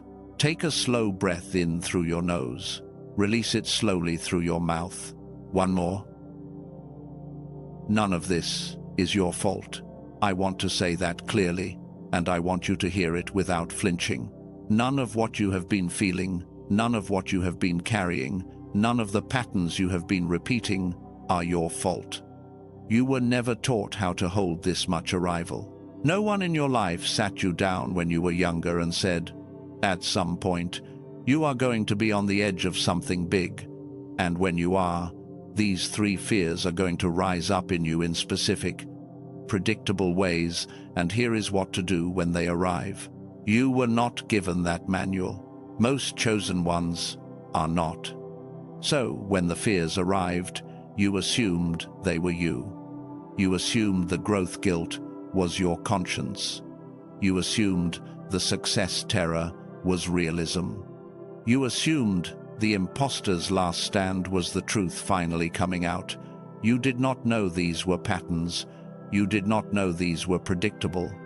You did not know that you were walking a path that every chosen one before you has walked, and that what you were feeling was not a personal failing, but a universal trial. You have been blaming yourself for weather. Let yourself stop blaming yourself. Right now, just for this moment. Let the blame set itself down. I am going to sit with you in the quiet for a few seconds. I am not going to teach. I am not going to build toward anything. I am just going to be here with you. You have been carrying so much for so long, and so much of it was not yours to carry. Let your shoulders lower slightly if they can. Let your hands unclench if they are clenched. Let your jaw soften if it is tight. You are allowed to be tired. You are allowed to be afraid. You are allowed to be at the threshold without feeling ready. Everything that has brought you here has brought you here. And here is not a failure. Here is the exact place you were meant to be. Now, let me tell you what was actually happening during all of this. You have been interpreting the last several months, or the last several years, as a season of decline, as a breakdown, as a loss of something you used to have, as a slow forgetting of the fire you used to carry. The actual truth is different. What you have been calling delay was development. What you have been calling breakdown was the final compression. And I want to bring Elijah back into the room for a moment, because his story has more to teach you than you heard the first time. I told you earlier that the angel came to Elijah under the juniper tree twice, that the angel fed him twice, let him sleep, and said, "Arise and eat, because the journey is too great for thee." What I did not tell you was what happened after. After the bread and the water, Elijah walked for 40 days and 40 nights. Without stopping to rest in the way we normally understand rest, he walked in the strength of that food. And the destination of that walk was not another desert. It was not a random location. The destination was Horeb, the mountain of God, the place where the voice was waiting. Think about that for a second. The exhaustion under the juniper tree was not the end of the prophet's journey. It was the midpoint. There was still a 40-day walk ahead of him. But the food he was given in the weakest moment of his life was enough to carry him all the way to the place where he was supposed to be. Chosen one, here is what I want you to hear. The season you have been in was not a detour. It was the 40-day walk. The exhaustion was not the failure.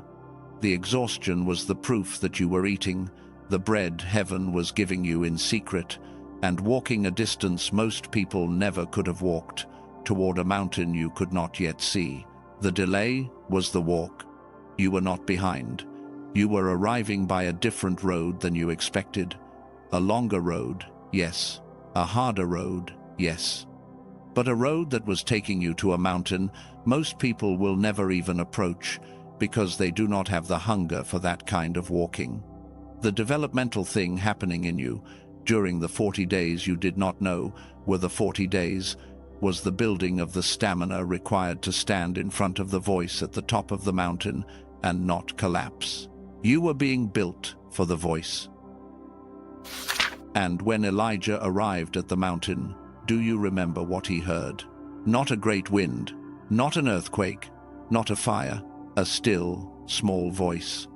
The voice that had been leading him the whole time, that had been with him under the juniper tree, that had sent the angel with the bread, that had walked beside him through 40 days of desert, did not meet him in a spectacle. It met him in a quiet so soft that if Elijah had not been trained by the walk to recognize it, he would have missed it. The same kind of recognition you are learning tonight, Elijah had to learn on that mountain. You are being trained in the same way, by the same walk, for the same kind of voice. Hold that. We will come back to it in a little while. Now, I want to take you gently to the last part of this segment. You understand now that you are close. You understand that you are inside the Chyros. You understand that the delay was development. You understand the three faces of finish line fear, and you can name them when they rise. And still, at this point in the journey, there is one thing that stands between you and the door you have already arrived at. One thing. Not your courage, not your circumstances, not your past, not the people who did not believe in you, not the opportunities that did not come through, not the timing that felt wrong, not the resources you did not have. One thing, and it is going to surprise you when I name it. I am not going to name it in this segment, because this is not the moment for it. This is the moment for you to sit with the question. The question is this: if you could see clearly, without fear and without self-deception, what is the one thing still standing between you and the life you know you were made for? Let that question travel through you. Do not force an answer. Let the answer come on its own. It may be nothing you have thought of before. It may be something you have been avoiding naming for years. It may be something embarrassingly simple. It may be something profoundly hidden. Whatever it is about to be revealed in the next segment, and once you have seen it clearly, it will lose most of its power over you. You are almost there, chosen one, closer than you have ever been in your life, closer than I can fully communicate to you. And what comes next is going to take you the last 3 inches. Before we go there, I want to pause for a moment and do something small. If what I have said in the last few minutes has named something that no one has ever named for you, and if you are willing to let that naming count for something, there is a small gesture I want to offer you. Not for me, for the next person, because if this has found you at your finish line, it is also going to find someone else at theirs, and the next person is often pointed toward a message like this by the people who were quietly moved by it first. A soft press of your heart button is the kind of signal that tells the unseen pathways of connection to show this to someone else who is under their juniper tree tonight. You do not have to. Do it only if something in you wants to. Now let me tell you what is about to happen. In the next segment, I am going to name the one thing that still stands between you and the door, and I am going to do it in a way that will feel, at first, like a surprise. You are going to think, that cannot be it. That is too simple. That is too small. I have been struggling with something bigger than that. Let the surprise in. Because the truth, when you are 3 inches from a threshold, is almost always smaller than you expected. The enemy at the gate of a chosen one's destiny is almost never the thing you thought it was. It is something much more ordinary, much more intimate, much more inside you than outside of you. I am going to tell you what it is, and once I do, something in you is going to relax in a way that has not relaxed in years. Because naming the actual obstacle removes the weight of the imagined obstacles, and you will realize you have been carrying 5 versions of the problem when there was only one the entire time. Before we go there, one last breath with me. In and out. What I am about to say is not going to be loud. It is not going to be dramatic. It is going to be the small, still voice your ears have been trained to receive. Walk with me.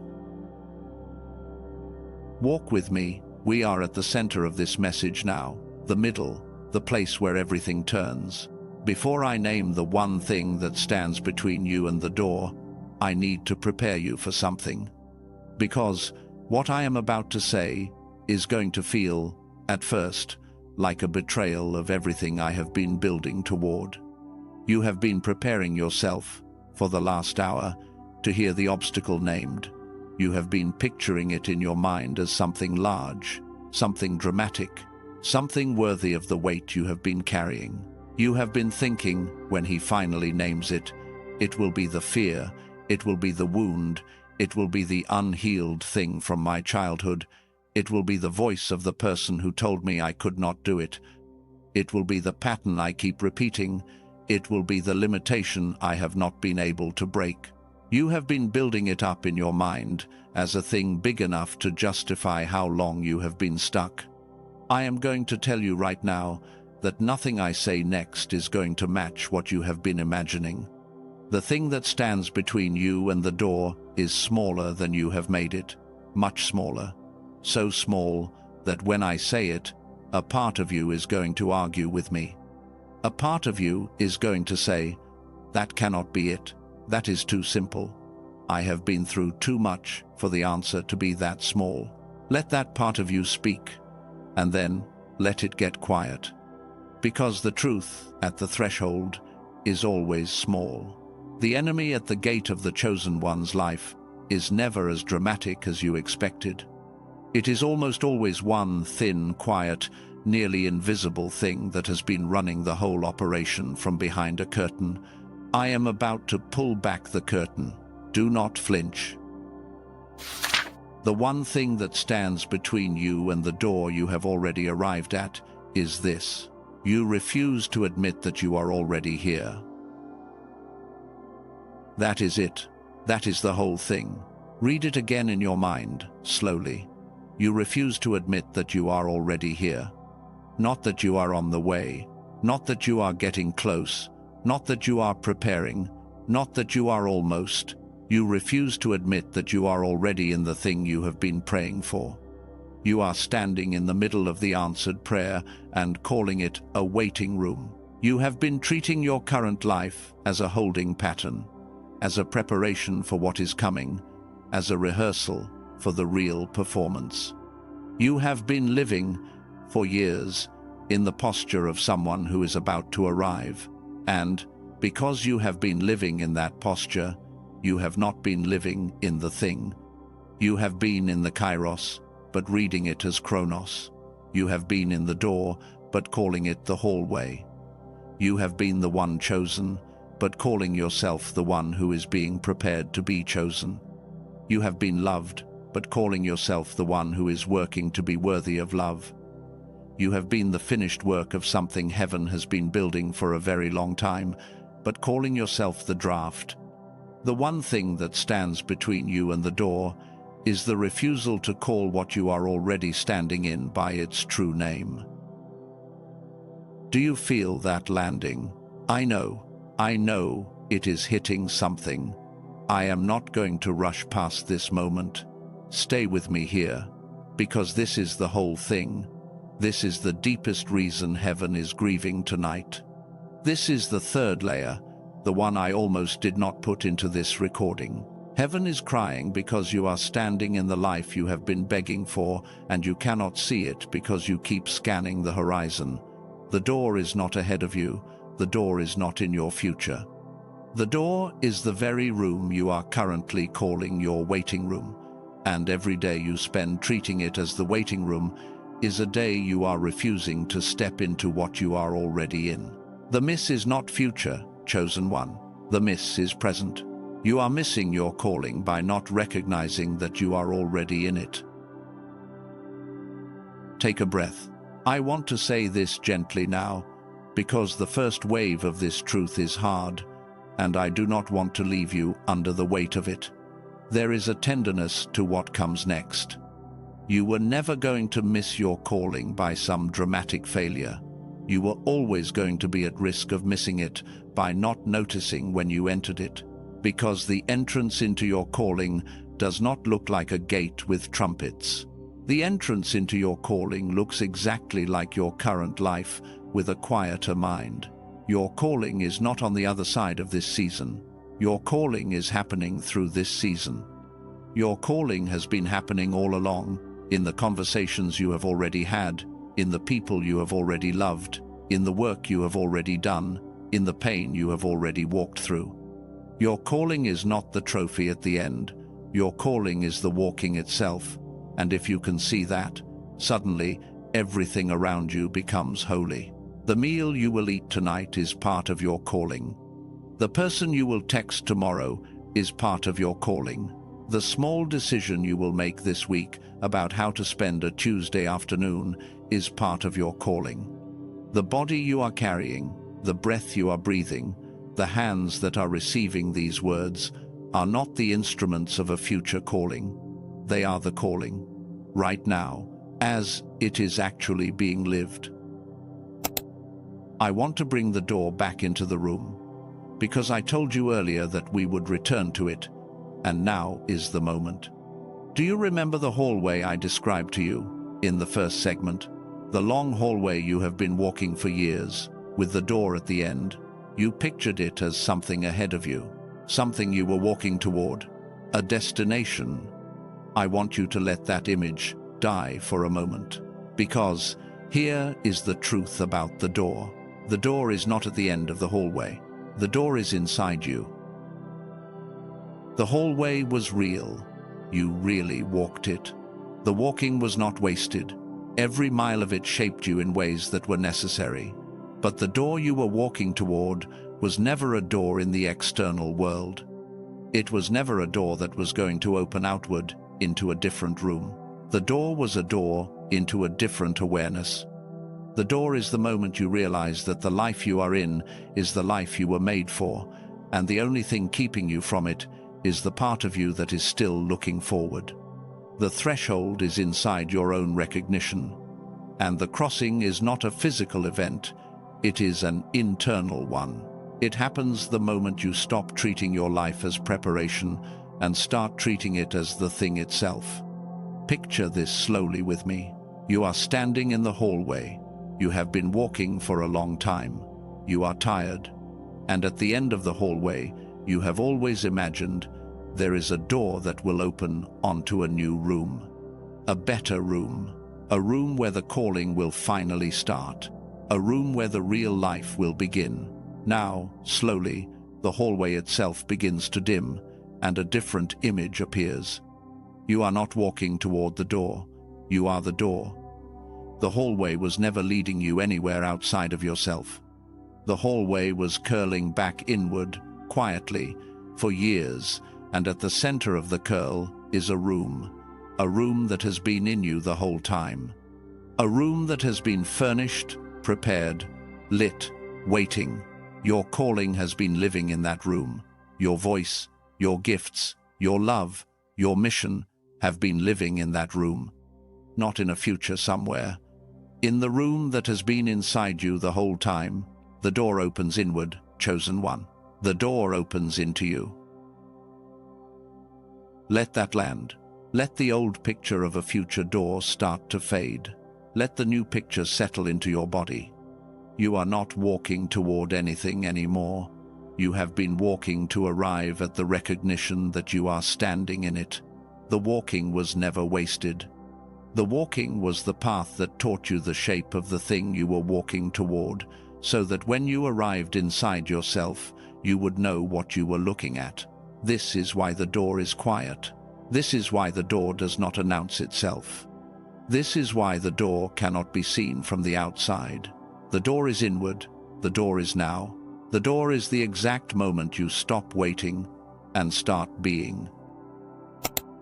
I want to give you several sentences now. They are a kind of rewriting of your life, sentence by sentence. I am going to say them slowly. I want you to feel each one land before the next one comes. Do not take notes. Do not try to remember them. Just let them move through you like water moves through a body. You have been reading your story as delay. It was arrival. You have been reading your story as rejection. It was invitation. You have been reading your story as abandonment. It was apprenticeship. You have been reading your story as failure. It was formation. You have been reading your story as not yet. It was now. You have been reading your story as someday. It was today. You have been reading your story as the waiting room. It was the room. You have been reading your story as the hallway. It was the door. You have been reading your story as almost. It was already. Breathe. I know. I know what is happening inside you right now. I know that something that has been holding itself tightly for a very long time is starting to release. I know that a part of you that has been performing a waiting for years is starting to put the performance down. I know that the version of you that has been scanning the horizon for a future arrival is quietly turning around for the first time and seeing that the room you have been in is the room you were looking for. This is the twist. This is the thing the whole message has been building toward. This is the reason these words have been in front of you tonight. You have arrived. You are already here. You are already what you were walking toward. And the only thing that was keeping you from seeing it was the story you had been telling yourself about what arriving was going to look like. The arriving does not look like anything. It does not feel dramatic. It does not come with a trumpet or a crowd. The arriving is the quiet moment when you stop telling yourself you have not arrived. This is that moment, chosen one. If you want it to be.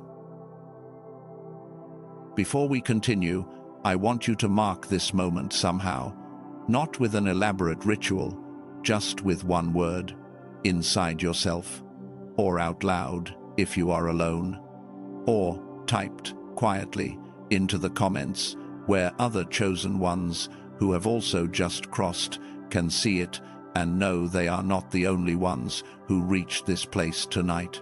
The word is here. Not there, not almost, not soon, not getting close, just here. If the twist has landed for you, type the word here in the comments, just that word. No explanation.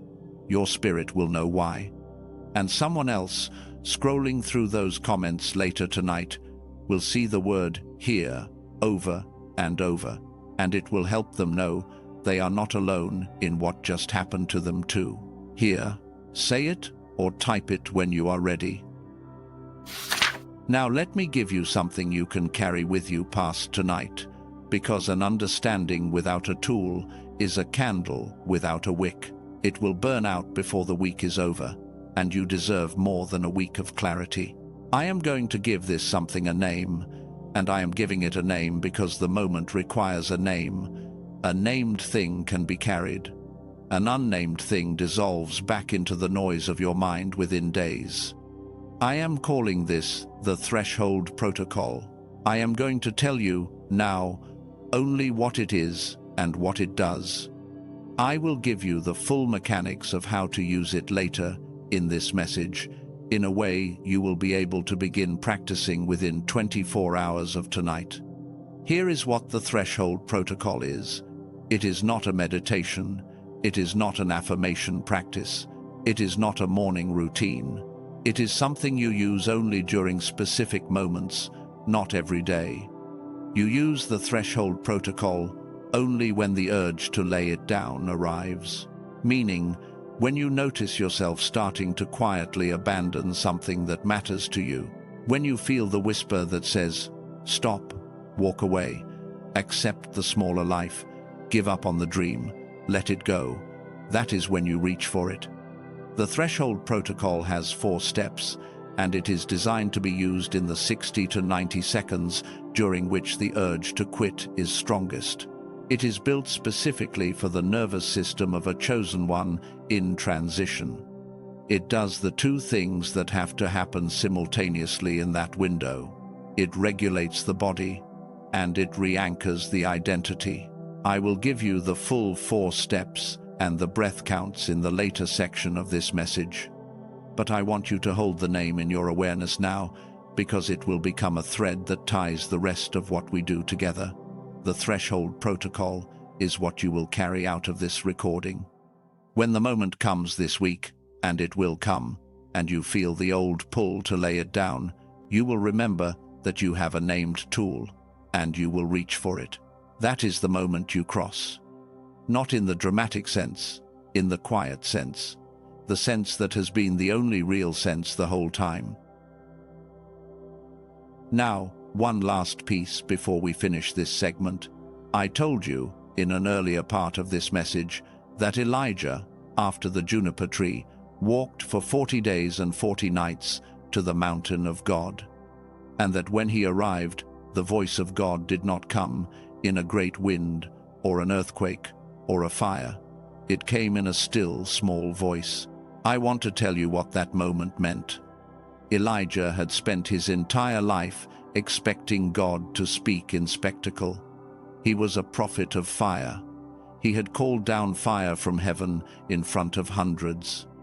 He had been used by God in ways that most people only read about. If anyone was trained to expect drama, it was Elijah. And when he arrived at the place where the voice was waiting for him, the voice did not meet him where he had been trained to expect it. The voice did not come in the wind. The voice did not come in the earthquake. The voice did not come in the fire. Elijah had to stand in all three, and then realize that the thing he was waiting for was not going to arrive in the form he thought it would. It came in a whisper, so quiet that if his heart had not been trained by the 40-day walk to soften, he would have missed it. Because you cannot hear a whisper when your nervous system is still calibrated for the drama. That is the story that was written for you, chosen one. You have been expecting your arrival to look like fire. You have been waiting for the wind of unmistakable confirmation. You have been listening for the earthquake of a changed life that announces itself with noise, and the arrival has been a whisper. The arrival has been you, sitting in your ordinary room, hearing ordinary words, noticing ordinary things, being told by something you cannot quite name, you are already here. You are already here. You are already here. Elijah trained for 40 days to hear that whisper. You have been training for much longer than 40 days. The whisper is not going to miss you. The whisper is what is happening right now. The whisper is this recording. The whisper is the quiet thing in your chest that has been saying, I think I already am, but I have been too scared to admit it. Stop being scared to admit it. The admission is the crossing. In the next part of this message, I am going to start integrating what you have just received into the practical shape of your life. Because recognition without integration fades. You need to know what changes tomorrow morning when you wake up. You need to know what this looks like in practice. You need to know what is different about how you move through your Monday, your Tuesday, your Wednesday, knowing what you now know. And I am also going to give you one more piece of the puzzle. Because there is a resource, a technology, a tool that a man named Dr. Robert Lake developed over 34 years of research that has direct relevance to what is happening in your nervous system right now, at this exact moment. I am going to explain what it is, what it does, and why it matters in a scientifically grounded way in the next segment. For now, stay in what just happened. You are here. You are not approaching, you are in. And the rest of what we do tonight is about helping you stay in and not drift back into the waiting posture that has been running your life for too long. Breathe with me once more. One more thing before we move. A moment ago, when I asked you to mark this with the word here, I want you to know why. Because the part of us that has been scanning the horizon for years does not easily let go of the scanning. It wants to slip back into the old pattern within minutes of a recognition. Marking the moment in a concrete way, even something as small as a word, holds the recognition in place long enough for it to take root. The word is not magic. The word is a stake in the ground of your awareness. It says, I was here. At this moment, on this recording, in this stage of my life, I recognized that I had already arrived. And no matter what the rest of the week tries to tell me, I am not going to unknow what I now know. The knowing is the crossing. And the crossing, once it happens, cannot be undone. Walk with me into the next part. What comes next is the practical shape of your new knowing, and it is going to make all of this livable. What comes next is the practical shape of your new knowing, and it is going to make all of this livable. I want to tell you, first, what changes tomorrow morning when you wake up, because recognition without integration fades. You need to know, in concrete terms, What is different about your Monday, your Tuesday, your Wednesday, now that you know what you know? The first thing that changes is what you do with the scanning. You have been scanning the horizon for years. Your eyes, your mind, your spirit have all been looking outward and forward for a future arrival. When you wake up tomorrow, the scanning is still going to happen. It is a reflex. It is the posture of someone who has been waiting for a long time, and the body does not unlearn a posture in a single night. What changes is what you do when you catch yourself scanning. You notice it. You say, quietly, inside your own awareness, I am scanning again. And then you do one small thing. You bring your attention back to the room you are actually in, not metaphorically. Literally, you notice the walls, you notice the light, you notice the weight of your own body in the chair or the bed or the seat of the car. You notice the texture of whatever is under your hands. You notice the sound of whatever is around you. This is not a meditation technique. This is a homecoming practice. You are teaching your nervous system that the room you are in is the room, not the waiting room. And every time you practice that return, the groove gets deeper. Within a few weeks, the scanning happens less often. Within a few months, the scanning becomes rare. Within a year, you will catch yourself laughing at the part of you that used to do it all day, because that part of you will have become so small, it barely speaks anymore. The second thing that changes is how you read interruptions. You have been reading interruptions as obstacles.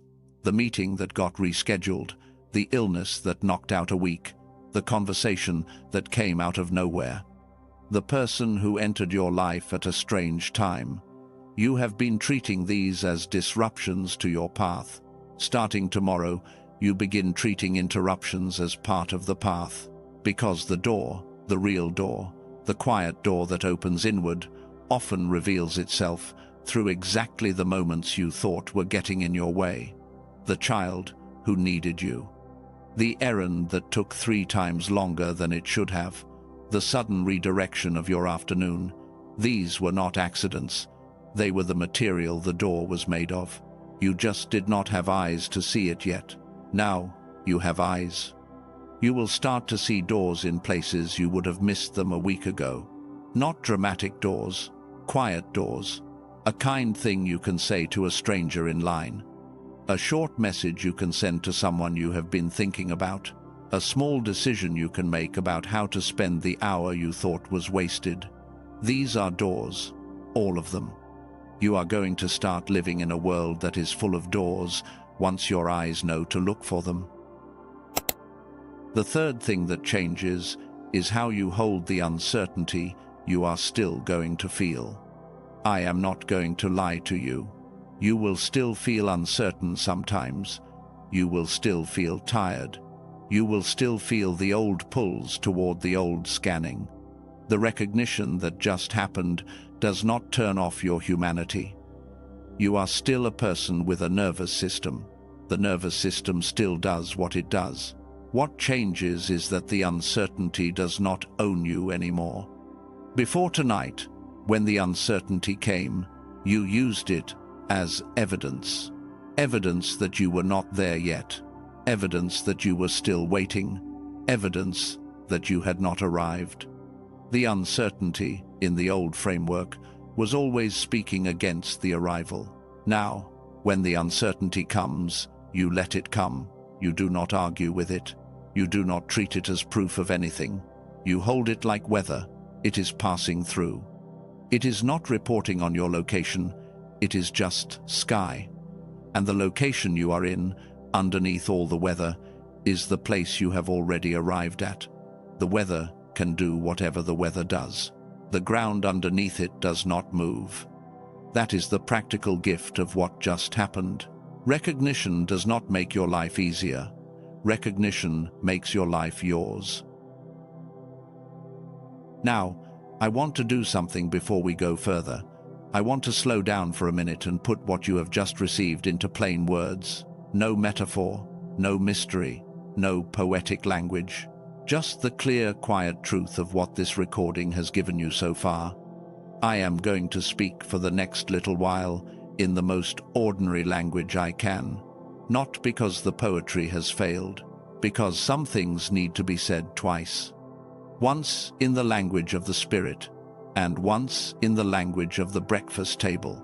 This is the breakfast table version. Here is why this message came to you tonight. The last several months of your life have felt like they have, because you were interpreting them wrong. The exhaustion was not a sign you were failing, it was a sign you were close to something. The doubt that came out of nowhere was not evidence that your beliefs were wrong. It was evidence that you had grown past the container that used to hold them. The urge to lay everything down was not wisdom. It was the oldest human pattern, the pattern that shows up right before people complete something big. Here is what you learned tonight. You learned that finish line fear is real, and that it has 3 faces, and that you can name them when they show up. You learned that the word Chyros exists in ancient Greek, and it means ripe time, appointed moment, not the clock kind of time. You learned that you have been in a Chyros moment and reading it as a Chronos moment, which is why the pressure has felt so strange. You learned that the door you have been walking toward is not ahead of you. It is inside you. And you learned that the only thing that has been keeping you from crossing it is the habit of treating your current life as preparation, when your current life is the thing itself. Here is who you are. You are a person in transition, not a person in decline. Say that sentence one time to yourself, not out loud if you do not want to, just inside. A person in transition, not a person in decline. That sentence is the most important sentence in this entire message. Everything else was built to get you to the place where that sentence could land in your body without you flinching. You are not broken. You are being built. You are not lost. You are being located. You are not behind. You are arriving. You are here. All right, I am going to switch tone now, because there is a specific thing I need to tell you about before we continue into the rest of the message. It is connected to what we have just walked through, but it is practical, and I want to introduce it to you while what you have learned is fresh. When I was in the middle of the research that informs everything I have just shared with you, I came across a body of work by a man named Dr. Robert Lake. I have mentioned his name once earlier in this message. I am going to tell you more about his work now, because it directly addresses what is happening in your nervous system at this exact moment, and it would be dishonest of me not to bring it into this conversation. What researchers at MIT and Princeton have measured with EEG technology over the last several decades is something they call the gamma frequency. Gamma is the brainwave pattern that activates when a person experiences what the researchers call a recognition event, a moment when something that was previously hidden becomes visible, a moment when a pattern suddenly clicks into place, a moment when the brain reorganizes itself around a new understanding. Dr. Lake spent 34 years studying this specific frequency. 18,366 people have been measured in his studies. And what he found, consistent across those measurements, is that the gamma frequency goes dormant in most adults by their mid-20s. The brain that is designed for recognition events stops producing the frequency at the levels it was designed to produce. In his earlier work, he called this the youthful brain phenomenon. That is the phrase I mentioned at the beginning of this recording. The youthful brain is the brain that still produces gamma at natural levels. The adult brain, in most people, loses access to that frequency, not because it disappears, but because it goes quiet under years of survival mode, stress, and repeated disappointment. You were not born ordinary, chosen one. And the gamma frequency is the reason your nervous system is different from most people you know. Chosen ones carry brains that were wired for gamma activation, for recognition events, for the kind of moment you are having right now in this recording. But chosen ones, like everyone else, can have their gamma go dormant under the weight of too many seasons of waiting without receiving. What Dr. Lake discovered after those 34 years is that gamma can be reactivated, not by medication, not by talk therapy, not by years of meditation, by a specific audio composition that uses brain entrainment technology to restore the natural gamma pattern in the nervous system. He calls what he created the genius song. I want you to hear me clearly on this. I know that when I introduce a specific resource in the middle of a message like this, there is a part of you that tenses up and assumes you are being sold something. That tension is not unreasonable. You have been sold a lot of things by a lot of voices that did not have your best interest at heart. I am going to say this plainly and then move on. I am not asking you to buy anything tonight. I am telling you that this specific thing exists. It addresses the specific neurobiological reality of what we have been talking about, and if it speaks to your spirit, the link is in the description and pinned comment. If it does not, that is completely fine. You have already received most of what this recording was built to give you. What comes next is optional. Some of you are thinking, I have tried things like this before and nothing worked. I understand that thought, and I want to honor it by separating what this is from what it might sound like. Meditation, yoga, healing sounds, traditional relaxation, audio. These things ask your brain to change itself from the inside out, which is slow, uncertain, and requires discipline most people do not have during a season of exhaustion. Brain entrainment operates by a different mechanism entirely. The audio itself creates the frequency, and your brain synchronizes with it from the outside in. It is not faster because it is magic. It is faster because the principle of operation is fundamentally different. It is the difference between trying to swim upstream and being carried by the current. Some of you are thinking, this sounds too good to be true. That thought is the mark of someone intelligent who has been disappointed. Honor it. But this is not a sales claim. It is measured outcomes from EEG studies in peer-reviewed laboratory settings at MIT and Princeton. It is not asking you to believe anything. It is asking you to look at data. And some of you are thinking, I do not have a lot of financial room right now, and $39 is not a small decision for me. I want to say, before anything else, that I hear you. I would never disrespect your situation by pretending that $39 is nothing. For many of the people listening tonight, $39 is a real decision that requires thought. I honor that completely. Let me simply tell you what you need to know to make that decision well. The standard baseline for something like this, if you look at what comparable tools cost in the market, would be closer to $49. Biofeedback sessions with a trained practitioner cost $300 an hour.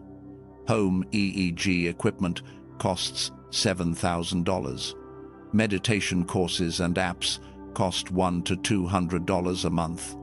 The reason the Genius Song is priced at $39 is because Dr. Lake made a deliberate choice to create an accessible entry point for people who would otherwise never have access to this kind of technology. It is not priced that way because it is a lesser thing. It is priced that way because he wanted it to be reachable. If you break it down by day, $39 over a year of use comes out to about 10 cents a day. And because he stands behind the research, there is a 60-day full refund guarantee, 100% of your money back if it does not do what the research says it does. You also keep the 4 bonus materials that come with it, worth about $80 on their own, regardless of whether you refund, which means the financial risk of trying this is, in real terms, 0. The only thing you risk is finding out whether it works for you. Phase 1 is $39. Later phases of Dr. Lake's broader system are priced differently because they use different technologies, not because they are held in a hierarchy of importance. Each phase deserves to be evaluated on its own terms when you arrive at it, not preempted by a decision you make tonight. You are not locking into anything by saying yes to this first step. Now, before I give you the link, I need to say one thing to you about the current moment, and then one thing about protecting yourself if you do decide to look into this. Here is the thing about the current moment. Every day that gamma stays dormant in your nervous system is a day the recognition you just had tonight has to fight uphill against a body that is still calibrated for survival mode. The recognition will last longer if the underlying frequency is supported. The version of you who is already standing on the other side of the threshold, the version who has crossed fully, is watching this moment in your life and waiting for your decision, not with judgment, but with patience. The decision does not need to be perfect. It just needs to be honest to where your spirit is. Here is the thing about protection. Before you search anywhere else for this, you need to know that there are counterfeit versions of this audio circulating online. Free downloads that claim to be the same thing. Cheaper versions from unofficial sellers. Those versions do not carry the precise frequency pattern that Dr. Lake spent 34 years calibrating. They sound similar, but they do not produce the same neurological effect. The real genius song is only available through the official link I will give you. If you go elsewhere, you risk getting something that sounds right, but does not do what the research was built to do. Now, before the link, I want you to do one small thing with me. Take a breath. Put your hand gently over your chest for 3 seconds. The decision in front of you is not about $39. The decision in front of you is about whether you believe what just happened in this recording was real. If it was real, your spirit already knows what to do. If it was not, you do not need to decide anything. Let it pass. Either way is honored. If your spirit is saying yes, the link to the Genius song is in the pinned comment below this recording and in the description. You do not need to click it now. You can finish this message first. You can go when you are ready. Now, let me return to what I was building. Whether that is something your spirit says yes to tonight or not, none of what we have been doing together depends on it. The recognition you had earlier in this recording is yours. It is already working in you. It will continue working whether you ever touch the link or not. I want you to hear that clearly, because I never want you to feel that this message was a delivery vehicle for a product. It was not. The product exists because it happens to address, in a physical and measurable way, exactly what the recording has been addressing in a spiritual way. And some of you will want that kind of integration, and some of you will not, and both are completely valid. Let me bring us back to the thread. You are already here. That is the foundation. Everything else we do tonight rests on that foundation. And the rest of what we are about to do is designed to help you stay here, not drift back into the old posture within 48 hours. Because that is the real risk now, chosen one. Not that you did not hear the truth. You heard it.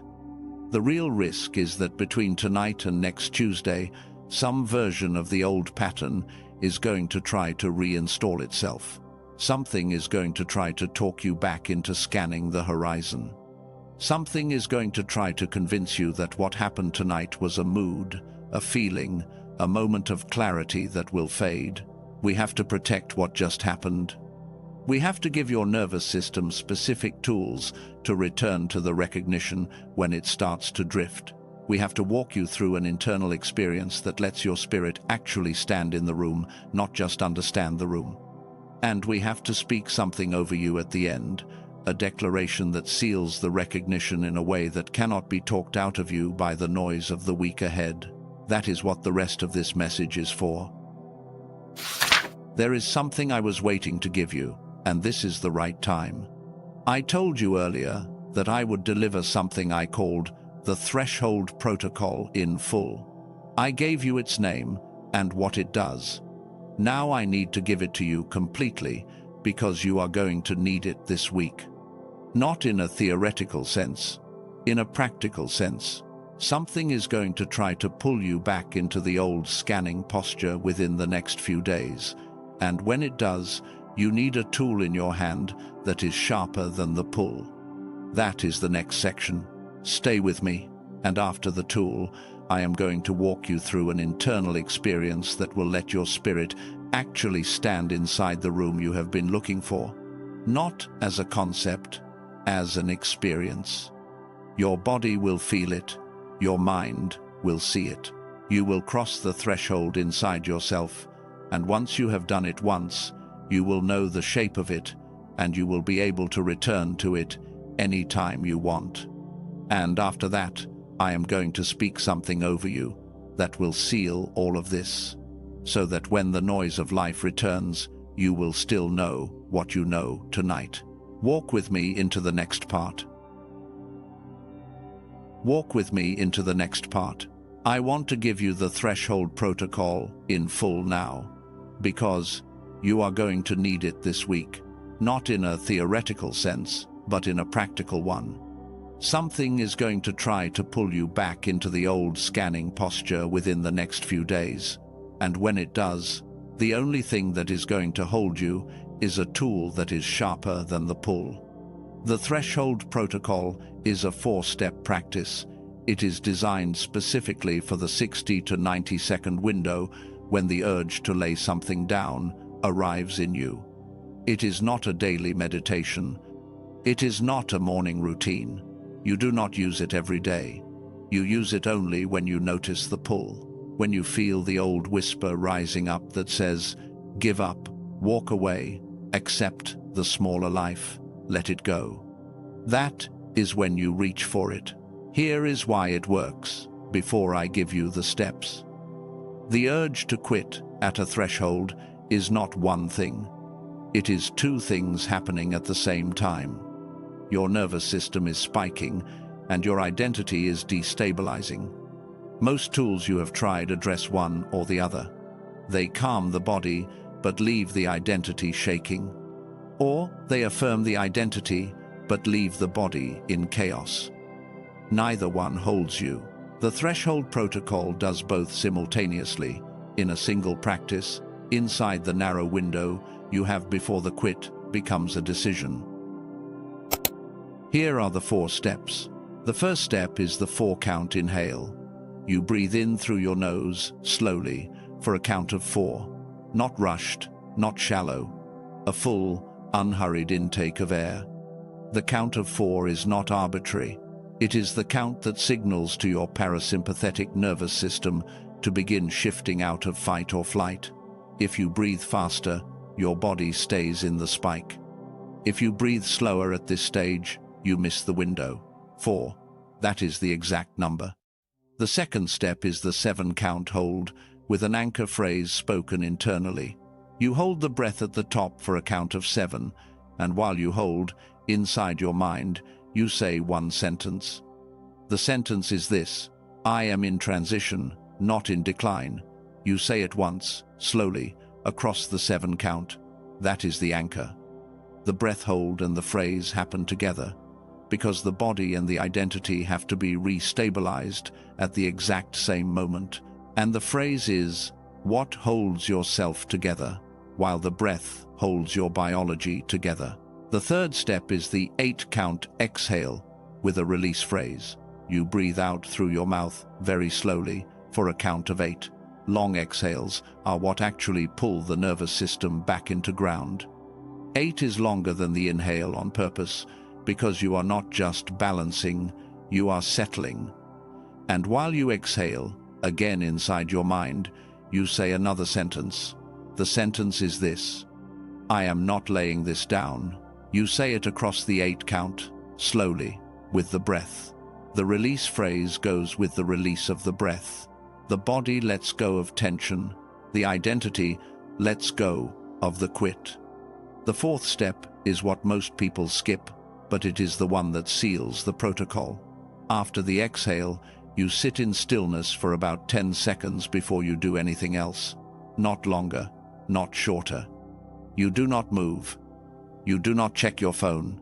You do not make a decision. You just sit with what just happened, because the regulation and the re-anchoring need a few seconds to stabilize inside you before you re-enter whatever situation was pulling the quit out of you. If you skip this step, the protocol works for about 30 seconds, and then the pull comes back. If you include it, the protocol holds you for the rest of the day. That is the threshold protocol. 4 steps, 4 count inhale, 7 count hold with the anchor phrase, I am in transition, not in decline. 8 count exhale with the release phrase, I am not laying this down. 10 seconds of stillness. I want to tell you when to use it, because this matters as much as the protocol itself.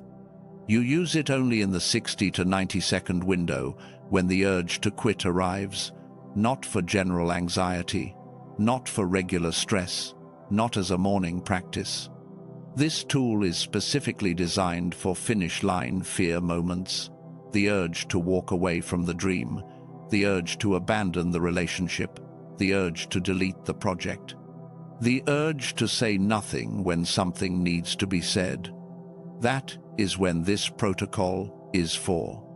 If you use it for everything, it loses its specificity and becomes just another breathing exercise. Save it for the moment it was built for. You will know the moment. You have been living inside it for months.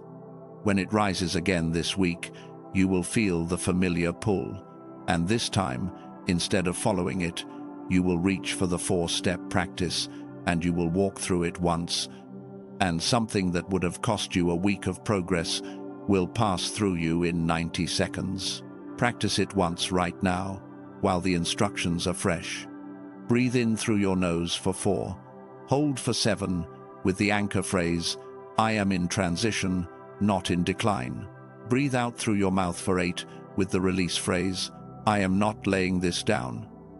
Sit in stillness for 10 seconds. That is the tool. That is the thing I promised you at the very beginning of this message, when I told you 3 things you would leave with: understanding, a specific tool, and a ceiling. The understanding was delivered in the twist. The tool was just delivered in the last few minutes. The ceiling is coming at the end of this message, which means 2 of the 3 promises are now in your hands. I want to give you one more small practice before we move into the heart of what comes next. A smaller thing, a weekly thing. It is the full version of what I mentioned earlier, the almost audit. The almost audit is a 10-minute weekly reflection. You do it once a week at a quiet moment, without notifications, without urgency. You can do it mentally while you are lying in bed before sleep on a Sunday. You can do it while you are sitting in a parked car. You can do it while you are waiting somewhere. It does not require paper. It does not require a special setting. It requires 10 minutes of honest attention. The practice is 3 questions. You ask them in order. You let the answers come slowly. You do not rush them. The first question is, what did I almost say yes to this week that was not mine to say yes to? Let that question sit. Think about the things you agreed to that a quieter version of yourself would not have agreed to. The social event you went to out of obligation. The task you took on because you could not say no. The conversation you allowed to continue when something in you wanted to end it. Those things. The almost yeses that you wish you had said no to. The second question is, what did I almost lay down this week that was mine to keep? Think about the dreams you quietly set down, even briefly. The practice you skipped for 3 days in a row. The message you did not send. The step you did not take. The vision you let go dim for a week. Those are the almost laid downs. The things you were close to giving up on, even if you did not officially give up. The third question is, what almost moment, from this week or before, do I want to revisit? This one is the deepest question. It is asking you to look at the almost moments of your life that are still open, still available, still waiting for you. Is there a conversation you almost had that still needs to happen? Is there a dream you almost pursued that could still be pursued? Is there a truth you almost told someone that still needs to be told? The almost is not always lost. Sometimes the almost is just paused, waiting for the right moment to be returned to. Do the audit once a week, quietly, without drama, and write down or remember anything that comes up. You do not need to act on everything, you just need to notice. Because the noticing, by itself, starts to rewire how you move through the week. The almosts stop being invisible, and invisible things are the only things that actually own you. Once a thing is seen, it cannot run the show anymore. Now, I want to take you somewhere. Internally, I have been telling you that the door is inside you. I have been telling you that the threshold is an internal crossing, and you have understood it conceptually. I want to give you the experience of it, not just the concept, because concepts fade, experiences stay. We are going to do something together now, a kind of internal walk. It is safe. It does not require you to stand up. It does not require you to close your eyes, though you can if you are not driving. It does not require you to do anything except follow my voice with the part of you that can imagine. If you are driving, keep your eyes on the road. You can do this entire practice with your eyes open. The walk is happening inside you, not in the visual field. Take one breath to prepare. In through your nose, out through your mouth. I want you to imagine, inside your mind, that you are standing in a long hallway. The hallway is the same one we talked about at the beginning of this recording. The hallway you have been walking for a long time. Make it look however it looks to your imagination. Some people see a stone hallway, some see a wooden one, some see something that looks like a corridor in a place they remember from their childhood. Whatever appears, let it appear. Do not force the image, receive it. You are standing in this hallway now. Feel your feet on whatever the floor is. Feel the quiet of the space around you. Notice the light, whether it is dim or soft or filtered through something. Notice the air, whether it is cool or warm. The hallway extends behind you into all the years you have walked. Do not look back yet. Feel it behind you. The weight of the miles, the seasons you walked through, the breakdowns, the breakthroughs, the silences, the prayers, they are all behind you. You are not going to revisit them. You are just going to feel that they are there. Now look forward. Where you thought the door was going to be, you see something different now. You see the hallway continuing, but the end of it is soft. It fades into a kind of light that is not bright, but is full, warm. Present. The end of the hallway is not a wall with a door on it. The end of the hallway is something that opens. You begin to walk forward, not far, just a few steps. Feel yourself walking. Feel the weight of your own body moving through the space. As you walk, something begins to happen that you did not expect. The hallway starts to curl, not in a sharp turn, gently. The walls begin to bend inward, and the direction you are walking starts to curve back toward you. Not in a frightening way, in a beautiful way, like the hallway was always going to bring you back to where you came from. And as the hallway curls, You realize that the door you have been walking toward is not at the end of the hallway. The door is you. You stop walking, you stand still, and you feel, for the first time, that the hallway is not leading you to a destination. The hallway is leading you inward. Every step you have taken has been a step closer to the center of your own awareness. The whole journey was always a spiral, not a line. At the center of the spiral, where you are standing now, there is a room. The room is small or large, whatever it needs to be. It is lit, it is warm. It has in it exactly what you have always wanted to feel surrounded by. Some of you see a quiet space with soft chairs. Some of you see a wide open space with sky above. Some of you see something that looks like a chapel or a garden or a library or a field. Let the room appear however it appears. Do not force it. Receive it. You step into the room. And immediately, you notice something. The room already has your scent in it. The room already knows you. The room has been here, waiting, the entire time. This is not a new place. This is a place you have been coming home to, without knowing it, every night of your life, every time you dreamed, every time you prayed, every time you paused long enough to listen to what was inside you. The room is who you are, chosen one. The room is where your calling lives, where your voice lives, where your love lives, where your gifts live. Everything you thought you had to go find outside of you has been waiting here, inside this room, the entire time. Stand in the room for a few seconds. Notice that you do not have to do anything to be allowed in. You are not being tested here. You are not being judged. You belong here. You have always belonged here. The journey through the hallway was not about earning the right to stand in this room. The journey was about becoming able to see that the room was in you. Now, in this room, I want you to listen, not with your ears, with the deep listening that lives underneath your ears. There is a voice in this room. It is not loud, it is not dramatic, it is not the voice you have been expecting. It is the still, small voice that Elijah heard on the mountain. It is the voice that has been here the whole time, speaking underneath all the noise.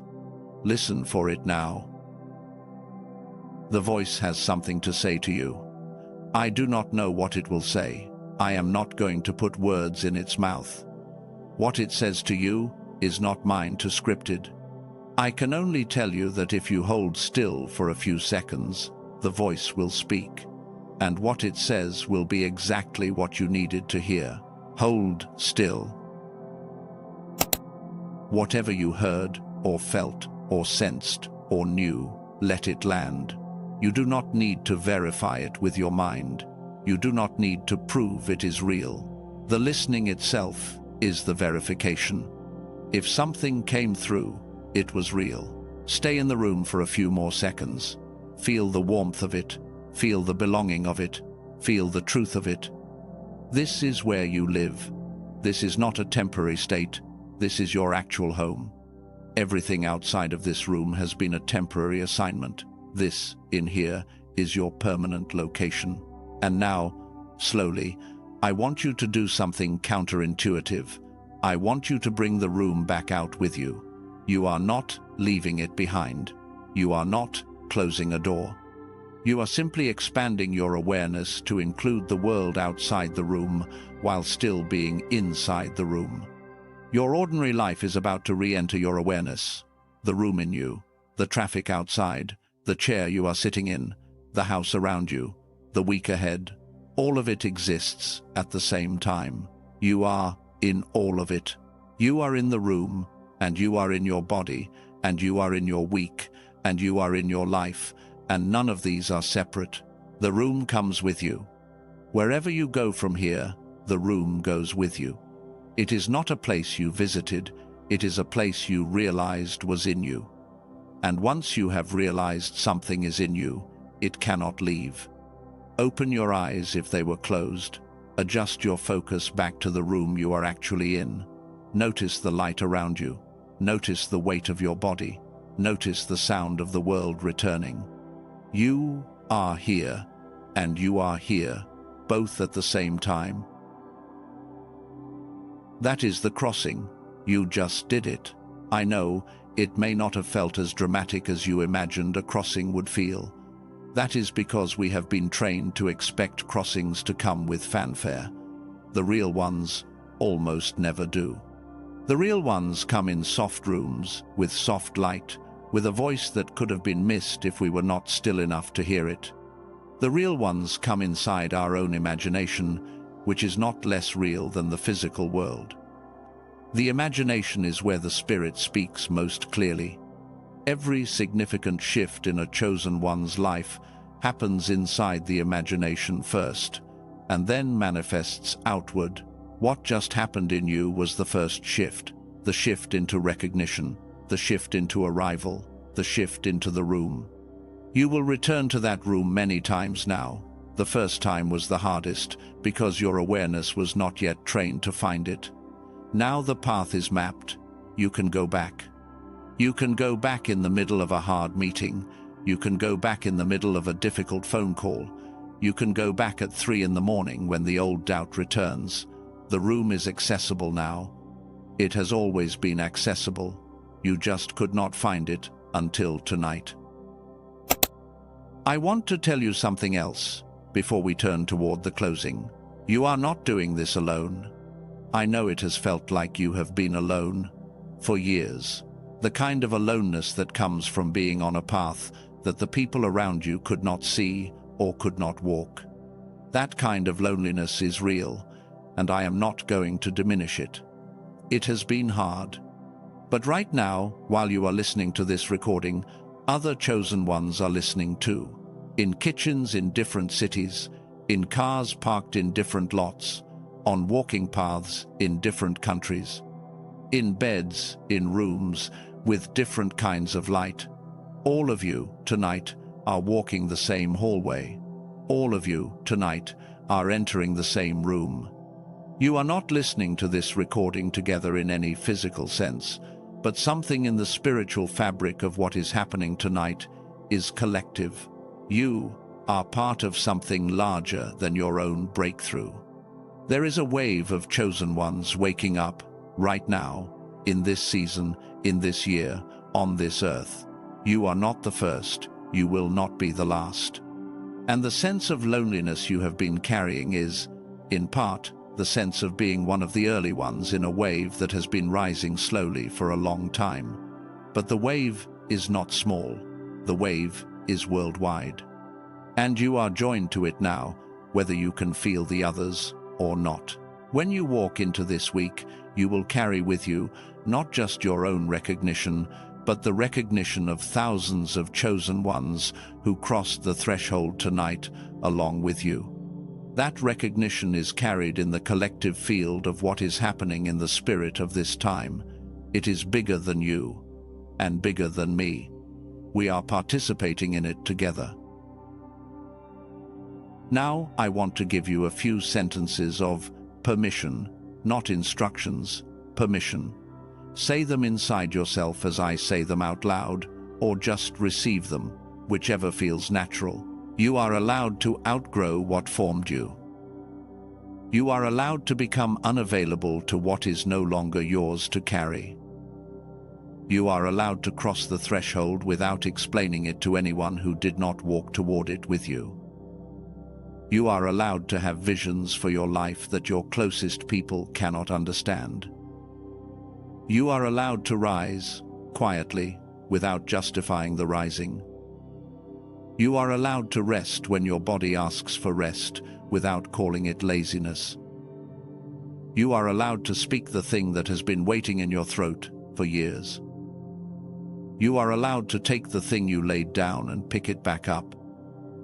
Let the permissions settle in you. They are not new permissions. They have always been yours. They are just being spoken out loud for the first time, so that your conscious mind finally hears what your spirit has always known.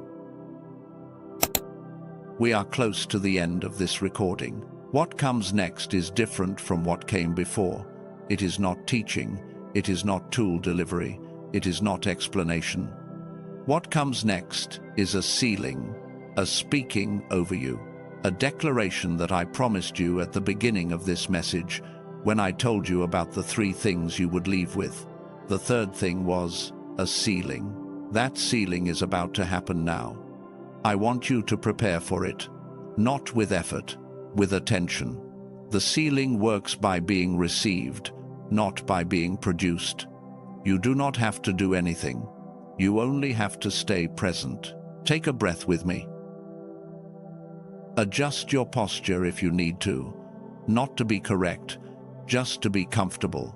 Let your shoulders come down. Let your breath settle. If you are driving, just let your grip on the wheels soften slightly. If you are lying down, let your body sink a little deeper into whatever is holding you. I am going to slow down now. The pace is going to change. The next part of this message is ceremonial. Let yourself drop into the slower rhythm. Walk with me into the closing. Walk with me into the closing. What happens now is different from what came before. I am going to speak something over you, and if you can, receive it as though it is being spoken by a voice older than mine. My voice is only the channel tonight. The words moving through me are older than I am. They have been spoken over chosen ones for a very long time, in different languages, in different ages, by different mouths. What you hear in the next few minutes is a continuation of that old speaking. Let the old speaking find you. I want to begin by witnessing something, not by thanking, not by praying in the old way, just by witnessing. I witness the walk that brought you here tonight. I witness the years of waiting that looked like nothing from the outside, but cost you everything on the inside. I witness the mornings you got up when your body did not want to get up. I witness the nights you stayed awake with questions no one around you could hear. I witness the prayers you prayed that you never heard answered in the way you expected to hear them answered. I witness the seasons you carried a heaviness that was not yours to carry alone, and the seasons you carried a calling that was too large for your life to contain, and the long, quiet middle where neither the weight nor the calling made sense, and you kept walking anyway. I witnessed the conversations you never got to have with the people you wanted to have them with, the closure you did not receive, the validation that never came from the places you thought it would come from, the family member who never learned to see you clearly, the friend who drifted when you needed them closest, the season when the people you thought would hold you disappeared, and you had to learn to hold yourself with hands that had not been trained for holding. I witness the almost moments, all of them, the ones you crossed, the ones you missed, the ones that are still open, still waiting, still available. None of them were wasted. Even the missed ones were teachers.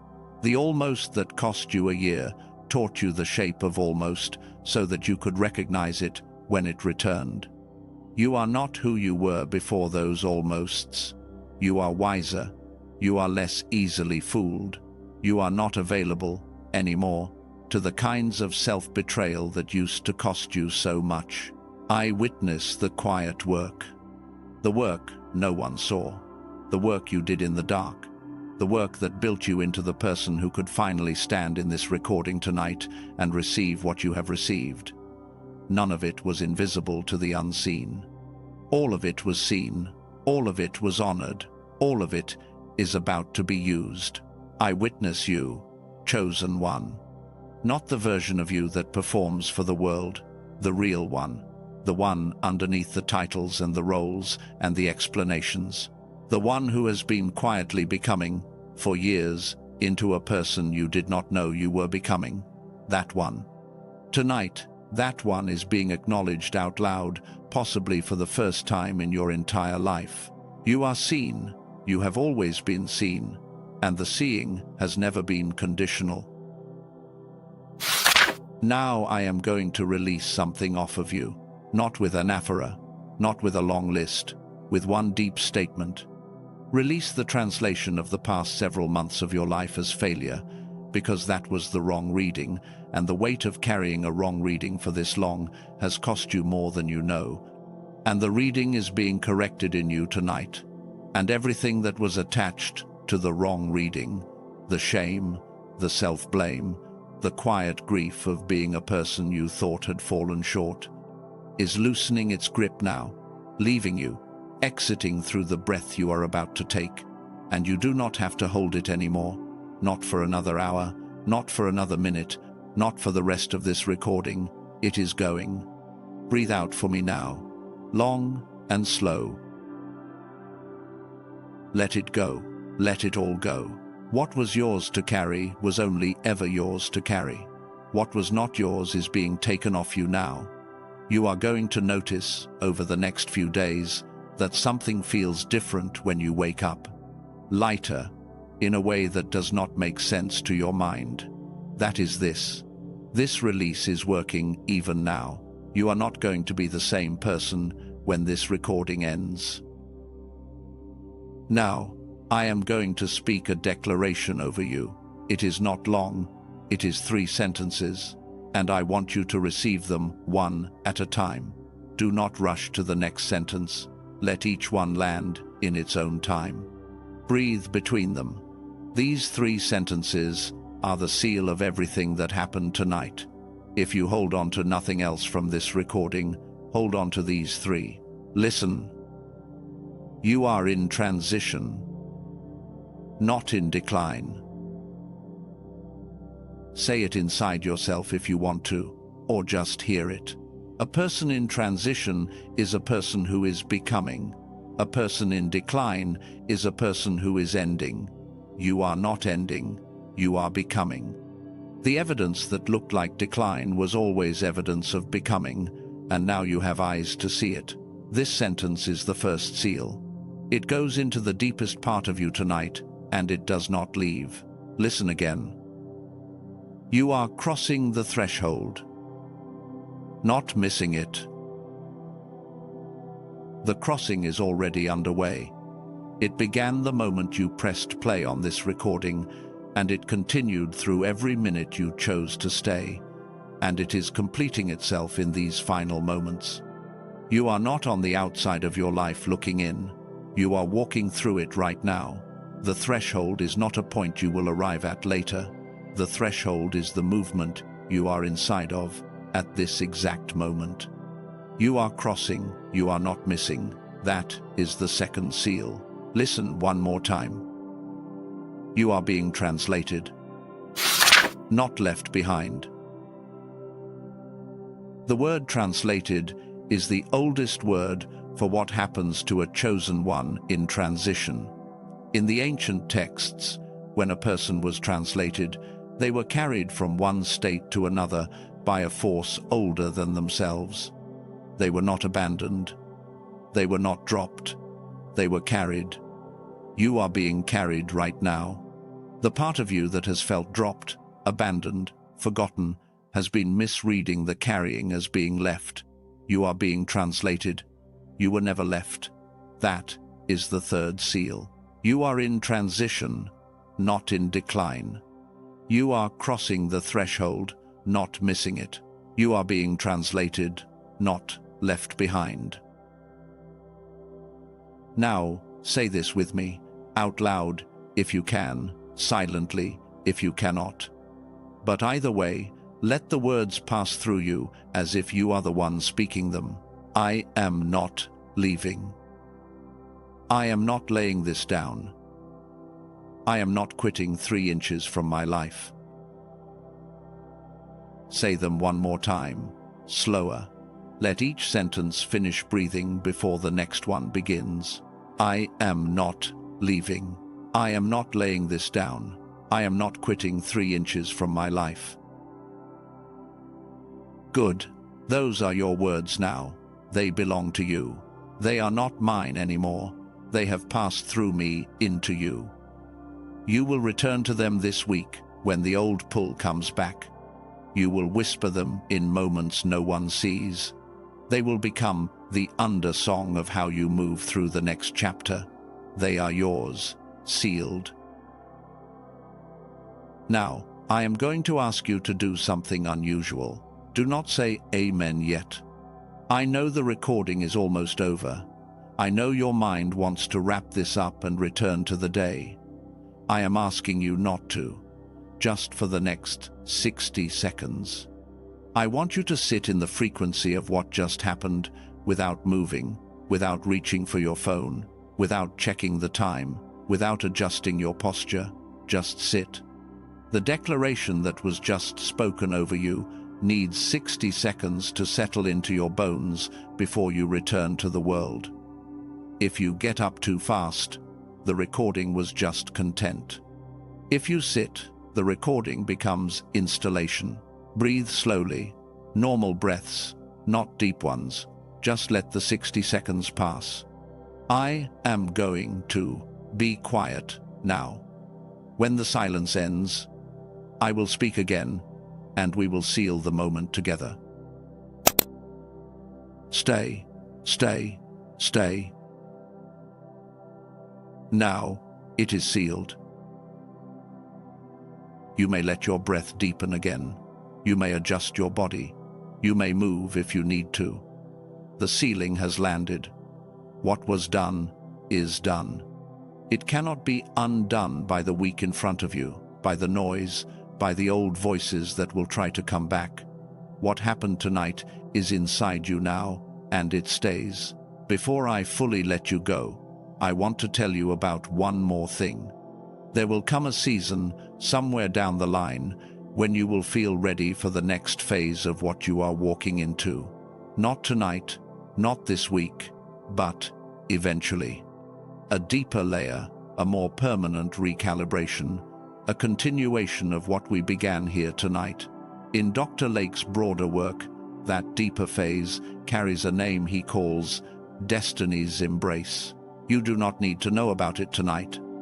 I am only mentioning it because a few of you, in the months to come, will find yourself drawn towards something like that, and I want you to recognize the name if it finds you. That is all. Tonight, your work is here. Tonight, you have crossed. One more thing. What just happened to you in this recording was not a video. It was a transition. You did not watch this. You walked through it. If you treat it as content, it will fade by the end of the week. If you treat it as a crossing, it becomes a waypoint in your life that you will return to in your memory for years. Please treat it as the latter. Now, before you go, there are a few small things I want to ask of you, not because the recording needs them, because the people who still need to find this recording need them. The first thing is a comment.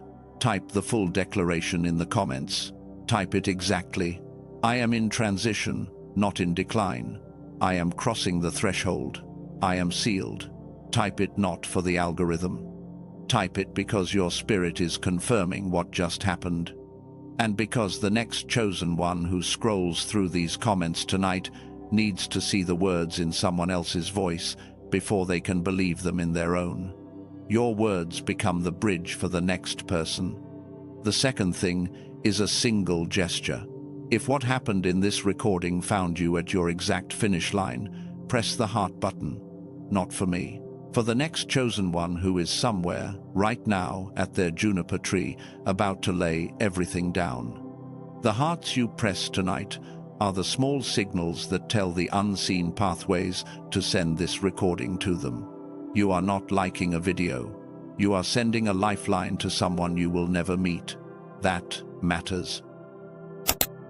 The third thing is the hardest, because it asks you to think of someone specific. Right now, while you were listening, someone came to mind. Not once, several times. A face, a name, a person who has been quietly on the edges of your thinking throughout this recording. I do not know who they are. You do. That person is not random. That person is the reason a specific portion of this message was placed in front of you tonight, because you are the bridge between this recording and them. You are the one who is going to make the small decision to send it, or not, in the next hour. I want to describe them to you. because when I do, you will know who they are. Someone who has been unusually quiet these past few weeks, someone whose recent texts have been shorter than usual, or who has been responding more slowly than they used to. Someone who has been carrying a heaviness they cannot fully explain, even to the people closest to them. Someone who has been talking about starting over, or about accepting a smaller life, in a voice that sounds different this time, like they are not joking anymore. Someone who has been almost laying down something that was deeply theirs, and whose spirit is waiting for a confirmation that they did not imagine the whole thing. You know who they are. Send them this recording. Do not craft the right message. Do not explain it. Do not wait for the perfect moment. Send it exactly the way you would send them a photograph that made you think of them. Just the link, maybe one sentence. Something like, "This is for you," or "I thought of you while I listened," or just, "Here." The rest is not your job. Your job is only to let the recording reach the person you are the bridge to. Let heaven handle the timing and the words. If you do nothing else tonight, do that. And for those of you who felt your spirit lean toward what I shared about Dr. Lake's work, the gamma restoration audio that addresses in the body what we addressed in the spirit tonight, the link is in the pinned comment and in the description. There is nothing to decide now. Go when your spirit leads, not when I tell you to. What happened tonight is yours either way. Now, let me tell you the last thing. Remember the hallway I put in your mind at the beginning of this recording? The long hallway you had been walking? The door at the end. You walked it. We walked it together, and we found, at the end, that the hallway curled inward, and the door was not at the end, but inside you, and you crossed. The hallway is behind you now. The door is open. The room is in you. You are not walking anymore. You are standing in the place you have been walking toward since you were very young. Not a future place. This place. The place you are in at this exact moment, with the light around you however it looks, and the breath inside you however it is moving, and the body of yours however it feels, is the place. It was always the place. You are not almost anymore. You are not close anymore. You are here. And so, go in peace, chosen one. You are not alone. You are not almost. You have arrived. And it is sealed. And it is done. And it is yours. Forever.